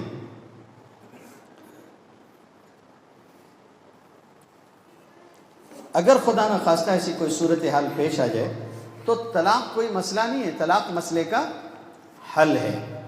دیکھیے ہمارا مذہب یہ سکھاتا ہے کہ اگر ساتھ میں رہنا ممکن نہیں ہے تو ایسی صورت میں خوشدلی کے ساتھ پھر علیحدہ ہو جائیے۔ ایسی شکلیں ہوتی ہیں، میں آپ کو کیا بتاؤں۔ ایک مرتبہ ہمارے یہاں ایک صاحب آئے، انہوں نے کہا طلاق دینا بہت بری چیز ہے، لا حول ولا قوت الا باللہ۔ اور یہاں ہمارے جو ذمہ دار حضرات آئے ہوں گے، میں ان سے بھی کہوں گا، بہت درد دل کے ساتھ ان سے کہوں گا توجہ کریں۔ بعض غیر شرعی قسم کی چیزیں ہمارے اندر آ گئی ہیں، بعض غیر شرعی قسم کی چیزیں ہمارے اندر آ گئی ہیں جس کی طرف ہماری توجہ نہیں ہوتی اور ہم بھی غلط کر رہے ہوتے ہیں۔ میرے ساتھ خود دارالقضا میں بھی بسا اوقات ہوا، لوگ آ کے بیٹھے، بات چیت چلی، آخر میں بات آ گئی خلا پہ کہ معاملہ ختم کرنا ہے۔ تو کچھ لوگوں نے کہا کہ مولانا اچھا پھر ہم لوگ چلتے ہیں۔ میں کہا کیوں چلتے ہو؟ بولے نہیں اب طلاق ہوگی، ہم لوگ بنائے کے کام میں رہا تھے، بگاڑے کے کام میں نہیں رہا تھا۔ یہ کون سا ذہن ہے؟ یہ کون سی سوچ ہے؟ یعنی اگر آپ اس کو گناہ کا کام سمجھتے ہیں تو معاف کیجئے، آج آپ ایک انتہائی گنہگار آدمی کی تقریر سن رہے ہیں جس نے 14 سال میں کئی 100 طلاق کروائے ہوں گے۔ صحیح ہے؟ ایک صاحب آئے تھے ہمارے پاس، وہ کہنے لگے کہ یہ بہت غلط کام ہے، میں نہیں دوں گا طلاق اور ناجائز چیز ہے۔ ناجائز و جائز نہیں ہے، اب غض المباحات کا ہے، یہ صحیح ہے۔ اور در مختار میں تو باقاعدہ لکھا ہوا ایقاع مباح، طلاق دینا مباح ہے، طلاق دینا مباح ہے۔ بعض صورتوں میں واجب ہو جاتا ہے، بعض صورتوں میں لازم ہوتا ہے، بعض صورتوں میں حرام ہوتا ہے، نہیں دینا چاہیے۔ بات سمجھ میں آ رہی ہے؟ جیسے نکاح کرنا بعض صورتوں میں جائز ہے، بعض صورتوں میں پھر ضروری ہو جاتا ہے، بعض صورتوں میں نہیں کرنا چاہیے۔ آپ میاں بیوی کے تعلقات کے لائق نہیں ہیں، آپ زبردستی کسی کی لڑکی کی زندگی خراب مت کیجیے، آپ اس کے حقوق ادا نہیں کر سکتے ہیں، آپ کے لیے نکاح کرنا درست نہیں ہے۔ یہ صورتحال ہے۔ میں نہیں طلاق دوں گا کہنے لگا، تو ہم اس کو سمجھاتے سمجھاتے کہنے لگے کہ دیکھو طلاق ضرورت کے وقت دی جاتی ہے، لی جاتی ہے، غلط نہیں ہے۔ خود نبی کریم صلی اللہ علیہ وسلم نے دی، بس وہیں چمک گیا، ایک دم سے بفر گیا، کہا حضور نے طلاق دی؟ جھوٹ بول رہے ہیں آپ، کمال ہے، ایسے کیسے کہہ رہے ہو؟ میں اپنے مولانا سے پوچھوں گا۔ گیا وہ، جا کے اپنے محلے کے ایک مولوی صاحب سے اس نے مسئلہ پوچھا، پتہ نہیں کون مولوی تھا، اللہ تعالیٰ اس کو بھی نیک ہدایت دے۔ اس نے کہہ دیا کہ نہیں حضور صلی اللہ علیہ وسلم نے طلاق نہیں دی۔ اب یہ تو ہمارے سر ہو گیا ایک دم سے۔ اس نے واٹس ایپ میں پورا لکھ کے ہم کو بھیجا۔ میں نے کہا کوئی حرج نہیں، میں جواب بھیج رہا ہوں۔ ابو داؤد وغیرہ کے حوالے سے بھیجا کہ حضرت حفصہ کو بھی طلاق دی تھی، امرات جونیہ کو بخاری میں طلاق دی تھی آپ نے، ہو گیا۔ اب جب ہم نے وہ سارے حوالے بھیج دیے تو ہماری عادت ہے کہ سوشل میڈیا کو ہم جانتے ہیں، تو ہم اپنی تحریر کے نیچے اپنا دستخط کرتے ہیں، نام لکھتے ہیں، کس دن کی وہ تحریر ہے وہ تاریخ بھی ڈالتے ہیں، ورنہ آپ لکھ دیں آج ہی کے دن، 2 سال بعد بھی لوگ اس کو چلاتے رہتے ہیں آج کے دن، تو وہ تحریر کا مسئلہ ہی چل رہا ہوتا ہے۔ اس لیے ہم ہر تحریر کے نیچے دستخط کرتے ہیں، تاریخ ڈالتے ہیں۔ تو وہ تحریر بھی ہم نے اس طرح سے بھیج دی۔ اس نے اس مولوی کو لے جا کے بتایا، اس نے پوری تحریر دلائل اوپر سے نیچے تک پڑھ لی، آخر میں ہمارا نام دیکھتا ہے تو اس کو بولتا ہے تو انہوں نے بولا تھا تو یہ کیوں نہیں بتایا تھا پہلے؟ یہ کیا بات ہوئی؟ ان النبی صلی اللہ علیہ وسلم طلق وآلہ، حضور نے طلاق بھی دی ہے، ایلا بھی فرمایا، ضرورت کے وقت ہوگا، کوئی مسئلہ نہیں ہے اس میں۔ ایک صاحب آئے اور کہنے لگے کہ بہت بری بات ہے، طلاق نہیں دینا چاہیے، ایسا ہے ویسا ہے۔ میں نے کہا ہاں نا، اتنی بری چیز ہے، اتنی بری چیز ہے کہ اللہ تعالیٰ نے اس کے مسائل کے متعلق پوری ایک سورت قرآن میں بیان کر دی، سورۃ طلاق۔ طلاق دینے کا طریقہ سکھایا، کیسے دو گے، کیا کرو گے، کیوں کرو گے۔ اگر مسائل پیش آ جائیں تو ایسی صورت میں طلاق ہو سکتی ہے۔ خلا ہے، بچوں کی کفالت کا نظام ہے، یہ 2-4 چیزیں آخر کی ہیں جو ضروری ہیں، میں اس پہ، اور آخری ایک عنوان ہے پولیس اسٹیشن جانے کا کیا نقصان ہے، اور سائرن بھی بج رہا، نام لیا اور بندہ حاضر۔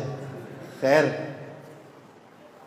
تشریف رکھیے، اس سے بڑی مشکل کو آپ سن رہے ہیں۔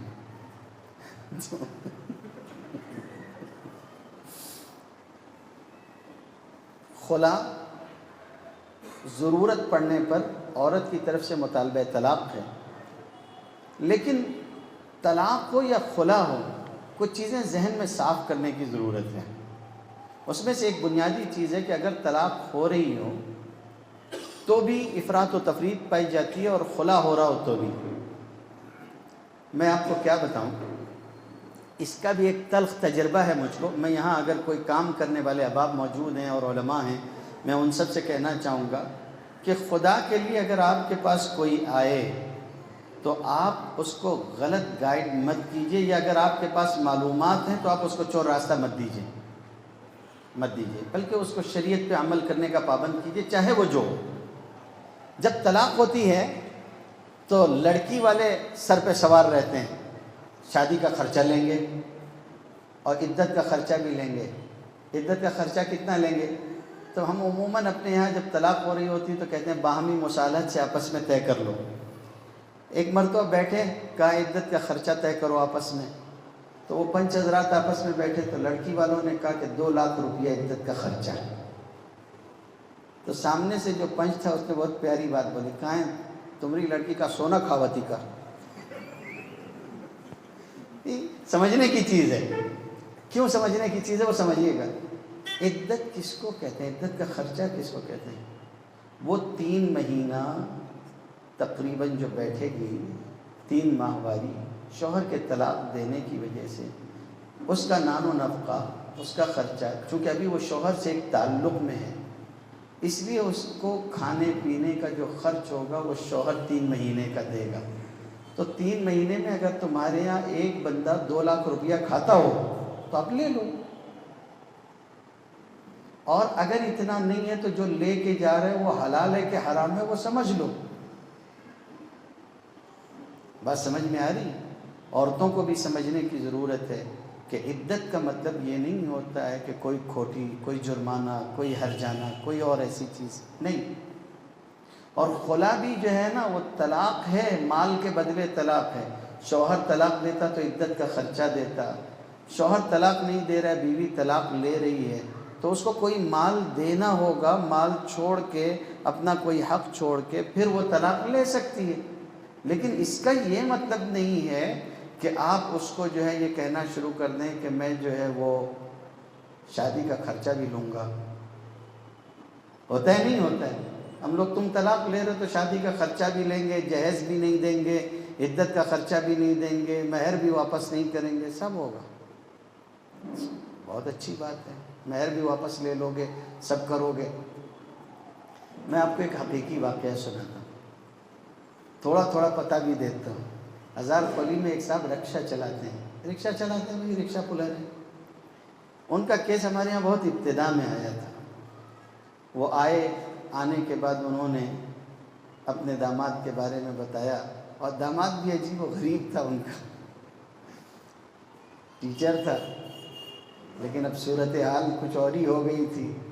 اس کا نتیجہ یہ ہوا کہ جب بات بڑھتے بڑھتے آگے تک آئی تو اس نے کہا ہمارے سامنے بیٹھ کے، یہ خلا چاہتی ہے؟ کہاں خلا چاہتی ہے؟ ایک دو پیشیوں کے بعد جب آیا تو کہا یہ خلا چاہتی ہے نا؟ تو خلا تو آپ کو معلوم ہی ہوگا کیا ہے۔ میں نے کہا بتا دو کیا ہے۔ اس نے کہا خلا طلاق ہوتا ہے، اور طلاق بھی مبادلہ بالمال ہوتا ہے۔ میں نے کہا اوقات سے اوپر کی اردو بول رہے ہو، اوقات سے اوپر کی اردو بول رہے ہو، تمہارے الفاظ نہیں ہیں، صحیح بتاؤ کون بتایا ہے؟ بولنے لگا نہیں وہ سب جان دو، لیکن طلاق مبادلہ بالمال ہے، وہ خلا جو ہوتا ہے۔ میں نے کہا دلیل اس کی؟ اس نے کچھ کاغذات نکال کے مجھ کو بتایا کہ خلا طلاق مبادلہ بالمال ہوتا ہے۔ میں نے کہا یہ کتابیں بھی تجھ کو نہیں مل سکتی، کون دیا ہے وہ بتا صحیح، کہاں سے زیراکس کرا کے لایا ہے؟ اس نے ایک نام بھی لیا، بتایا فلاں صاحب نے دیا۔ میں نے ان کو کہا کہ جا کے ان کو بتا دینا کہ خلا ہونے کی صورت میں دو شکلیں ہوتی ہیں۔ اگر بیوی اپنی مرضی سے طلاق لے رہی ہو تو ایسی صورت میں شوہر کو مبادلے میں کوئی مال لینا جائز ہے۔ البتہ ابو بکر جساس رازی نے احکام القرآن میں یہ بھی لکھا ہے کہ مہر سے زیادہ مال لینا یہ مکروہ ہے، لے سکتے ہو لیکن مکروہ ہے مہر سے زیادہ۔ اور اگر شوہر کی طرف سے زیادتی تھی، مجبور ہو کے لڑکی طلاق لے رہی ہے تو پھر مبادلے میں کوئی مال نہیں لے سکتا، جا کے ان کو بتا دیں۔ اس نے کہا بہرحال یہ ہے وہ ہے، بہت ساری باتیں ہوئیں۔ میں نے لڑکی والوں سے کہا کہ بھئی اللہ کے بندو دیکھو، اللہ نے آخرت کا دن بھی رکھا ہے۔ آخرت کا دن کیوں رکھا ہے؟ اس لیے رکھا ہے کہ سارا انصاف دنیا میں نہیں ہو سکتا۔ اگر سارا انصاف دنیا میں 100% ہو سکتا ہوتا تو اللہ تعالیٰ آخرت کا دن نہیں رکھتے۔ آخرت کا دن اسی لیے ہے کہ جو یہاں ظلم کر کے نکل جائے وہ وہاں جا کے دھرائے گا ضرور۔ یہ نہیں مانتا نا، جہیز کے برتن اس کے پاس چھوڑ دو، سب چھوڑ دو۔ بچی کا مستقبل آپ لوگ دیکھ چکے ہو، پولیس اسٹیشن جا کے یہ دیکھ کے وہ دیکھ کے سب ہو چکا ہے، اب مت کرو، چھوڑ دو، جانے دو۔ ان لوگوں نے کہا ٹھیک ہے کیا کرنا ہے؟ ہم نے کہا دیکھتے ہیں۔ اب اس کے اندر نہیں ہاں کر کے یہ راضی نہیں ہوا، اس نے کہا کہ تم کو نکاح فسخ کرنا ہے تو کر دو، میں اب شریک نہیں ہوں گا۔ ٹھیک ہے، کارروائی کی گئی، ثبوت سارے موجود تھے، شواہد تھے، نکاح فسخ کر دیا گیا۔ لڑکی کا جہیز وہیں ہے، سب کچھ وہیں ہے، ساری چیزیں وہیں ہیں۔ لڑکی چلی گئی فیصلہ لے کے، اس پر دوسری جگہ کہیں نکاح کر لیا اس نے۔ ہمارے مدرسے کے ایک استاد صاحب 8 سال کے بعد ہمارے پاس آئے اور آ کے بولنے لگے وہ فلاں آدمی آپ کو یاد ہے؟ چونکہ قصہ ایسا انوکھا تھا، تجربہ ایسا بھیانک ہوا تھا تو یاد تھا وہ۔ ان نے کہا ہاں یاد ہے، بولو۔ تو بولنے لگے کہ مولانا وہ جو ہے نا وہ آپ سے بات کرنا چاہتے ہیں، تو بلا لو۔ آیا وہ، آ کے بیٹھا اور بولنے لگا آپ کو یاد آیا؟ بولا ہاں اچھی سے یاد ہے۔ کیسے آنا ہوا؟ تو بولے وہ میرے سسر جو سابق تھے ان کو بلا لو، ان کا سامان جو جہیز وغیرہ کا ہے وہ واپس لے لیں۔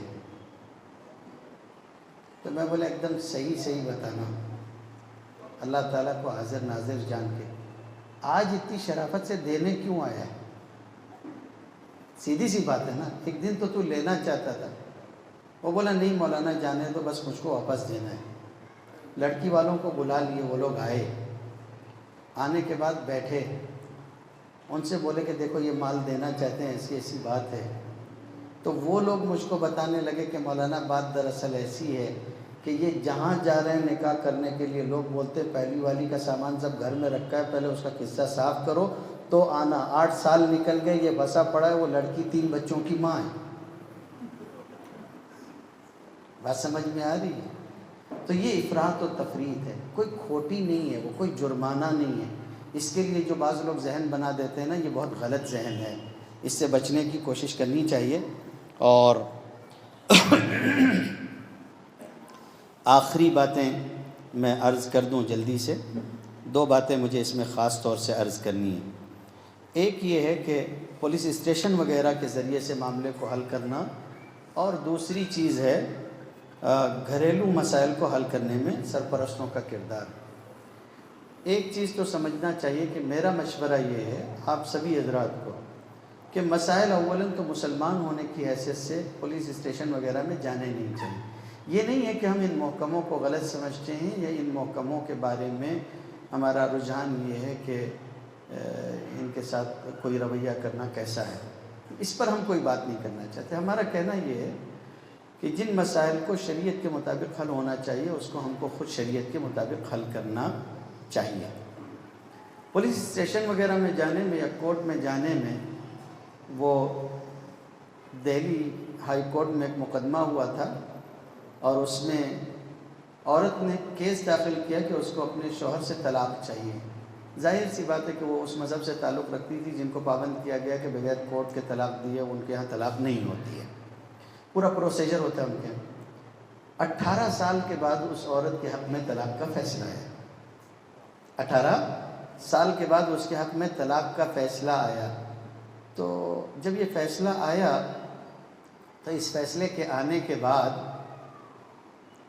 اس عورت نے، جب اس کو بلایا گیا کہ آپ کو فیصلہ دیا جا رہا ہے کہ آپ جو ہے آپ کو طلاق کی ڈگری دی جاتی ہے اور اب طلاق ہو گئی آپ کی، تو اس عورت نے کہا تھا کہ جانے دیجیے، اب مت کروائیے، اس لیے کہ اب طلاق لے کے کریں گے کیا۔ ظاہر سی بات ہے کہ ان کی شادی تقریباً 25-27 سال کی عمر میں ہوئی تھی، کچھ ایسی عمر لکھی ہوئی تھی۔ اس کے 18 سال کے بعد اگر طلاق ہو رہی تو اب وہ طلاق لے کے کس کے پاس جائے گی؟ اس لیے اگر آپ اپنی بچی کا یا کسی کا بھی معاملہ کورٹ میں لے جاتے ہیں، کم سے کم 1-2 سال لگتا ہے۔ وہ مفتی عامر صاحب بیٹھے ہوئے ہیں، لیکن میں تھوڑا سا وقفہ لے کے ایک چیز اور عرض کر دیتا ہوں۔ ہمارے یہاں قاضی عبدالعاد صاحب ازہری صاحب دامت برکاتہم، قاضی عبدالعاد صاحب وہ قاضی تھے۔ ایک فیصلہ کیا انہوں نے نیا پورے کے ایک شخص کا، اس کے خلاف فیصلہ ہو، لڑکی کا نکاح فسخ ہو گیا، اس نے دوسری جگہ نکاح کر لیا۔ نکاح ہوا تھا مکرم مسجد میں، اس وقت مولانا اقبال صاحب اس کے امام تھے۔ وہاں اس مسجد میں نکاح ہوا اور مفتی اسماعیل صاحب قاسمی دامت برکاتہم کو بلوایا گیا نکاح پڑھانے کے لیے، وہ گئے، نکاح پڑھا دیا انہوں نے۔ اس لڑکے نے مولانا اقبال کے امام ہونے کی وجہ سے، قاضی عبدالعاد کے نکاح توڑنے کی وجہ سے، اور مفتی اسماعیل صاحب نے دوسرا نکاح پڑھایا تھا، اس وجہ سے ان سب پر مقدمہ کر دیا۔ مقدمہ ہوا، کیس چلتا رہا، تقریباً 24 سال کے بعد وہ کیس اسٹینڈ ہوا اور اس کی سماعت پر معاملہ آیا۔ قاضی صاحب معذور ہو چکے تھے، میں ان کی جگہ گیا، پیش ہوا، بات چیت ہوئی، جج نے ساری بات سمجھی، فیصلہ ہم لوگوں کے حق میں آیا۔ بڑا لڑکا بھی صاحب اولاد ہو چکا ہے شادی ہو کے اس عورت کا۔ اس کے بعد فیصلہ آیا کہ وہ پہلا والا طلاق ٹھیک تھا جو ہوا ہے، فسخ نکاح کچھ حاصل نہیں ہوتا ہے۔ وہ کسی نے کہا ہے کہ اب تو سونے کا دل ملے گا اس انتظار میں، سنتے ہیں اس کے بال تو چاندی کے ہو گئے۔ تو اس لیے کورٹ میں جانا فضول ہے، اور اس طرح کے مسائل کو وہاں حل کرنے سے کورٹ کا بوجھ پڑتا ہے، خود کورٹ کے اوپر بوجھ پڑتا ہے، اور ان کے پاس ویسے ہی بہت مسائل ہیں، اور پھر عزت اور ساری چیزیں، اور پھر خلاف شریعت ہونا، یہ ساری چیزیں غلط ہیں۔ سرپرست حضرات سے اتنی بات عرض کرنی ہے، اور خصوصاً جو حضرات مسائل حل کرتے ہیں، کہ ہم لوگوں کو خود شریعت سمجھنے کی کوشش کرنی چاہیے۔ پہلے دیکھیے، کہیں نہ کہیں ہم بہت بڑی بڑی غلطیاں کرتے ہیں، اور جیسے میں ایک بات آپ سے عرض کرتا ہوں، آپ سوچیں گے کہ میں شاید کوئی بڑی بات کہہ گیا ہوں یا کچھ غلط، لیکن سماج اور رواج اور شریعت کا فرق تھوڑا سا محسوس کیجئے۔ جہاں تک رواج اور رسوم اور عادات چل سکتی ہیں، شریعت نے اجازت دی، وہاں تک ضرور چلائیے۔ ریت رسم مالیگاؤں کی تو ضرور ہونی چاہیے، مالیگاؤں کی، لیکن اسی کے ساتھ ساتھ یہ سمجھنا چاہیے کہ شریعت کہاں کیا کہہ رہی ہے۔ جیسے ایک مسئلہ ہے، اگر کسی کے یہاں طلاق ہو جائے تو اس کی عدت کی مدت کتنے دن طے کی جائے گی اور کتنے دن کا خرچہ دیا جائے گا؟ کتنے دن کا خرچہ دیا جائے گا؟ آپ لوگوں نے بھی سنا ہوگا 3 مہینہ 13 دن، سنا ہے نہیں سنا ہے؟ تو آپ مجھے بتائیں گے کہ یہ 3 مہینہ 13 دن کہاں سے ہے؟ کسی عالم سے، کسی مفتی سے، کسی شخص سے پوچھئے کہ 3 مہینہ 13 دن مطلقہ کی عدت کس فقہی کتاب میں یا کس قرآن مجید میں یا کہاں لکھی ہوئی ہے؟ یہ اصل میں مجھے کیسا لگتا ہے، یہ بیلنس کرنے کی کوشش لگتی ہے۔ جیسے قرآن مجید نے یہ کہا ہے کہ کوئی عورت اگر اس کا شوہر مر جائے تو اس کی عدت 4 مہینہ 10 دن ہوگی، تو کہا طلاق والی کی کتنی ہوگی؟ بولے تھوڑا کم کر لو، 3 مہینہ 13 دن۔ ایسا نہیں ہے، 3 مہینے 3 ماہواریاں اس کی عدت ہے۔ تو کہیں نہ کہیں مسائل کے حل کرنے میں ہم کو کہیں نہ کہیں شریعت اس طرح سے ہاتھ سے چھوٹتی نظر آتی ہے۔ کوشش کرنی چاہیے، بنانے کی پوری کوشش ہو۔ سرپرست حضرات اگر خود حل نہ کر پا رہے ہوں تو پنچوں کے پاس لے جائیں، اصلاحی کمیٹی میں لے جائیں، اور وہاں بھی حل نہ ہو سکے تو خاص طور پر اگر کسی کو آپ اپنے یہاں کسی عالم، کسی مفتی، اس کو حکم بنا لیں، اس کے سامنے ساری صورتحال رکھ دیں اور یہ طے کر لیں کہ ہمارے درمیان جو معاملہ ہے وہ شریعت کے موافق حل ہوگا، اور جو بھی فیصلہ ہوگا ہم کو منظور ہوگا، تو یہ سب سے بہتر اور مناسب شکل ہوگی۔ ھذا ما عندی واللہ اعلم۔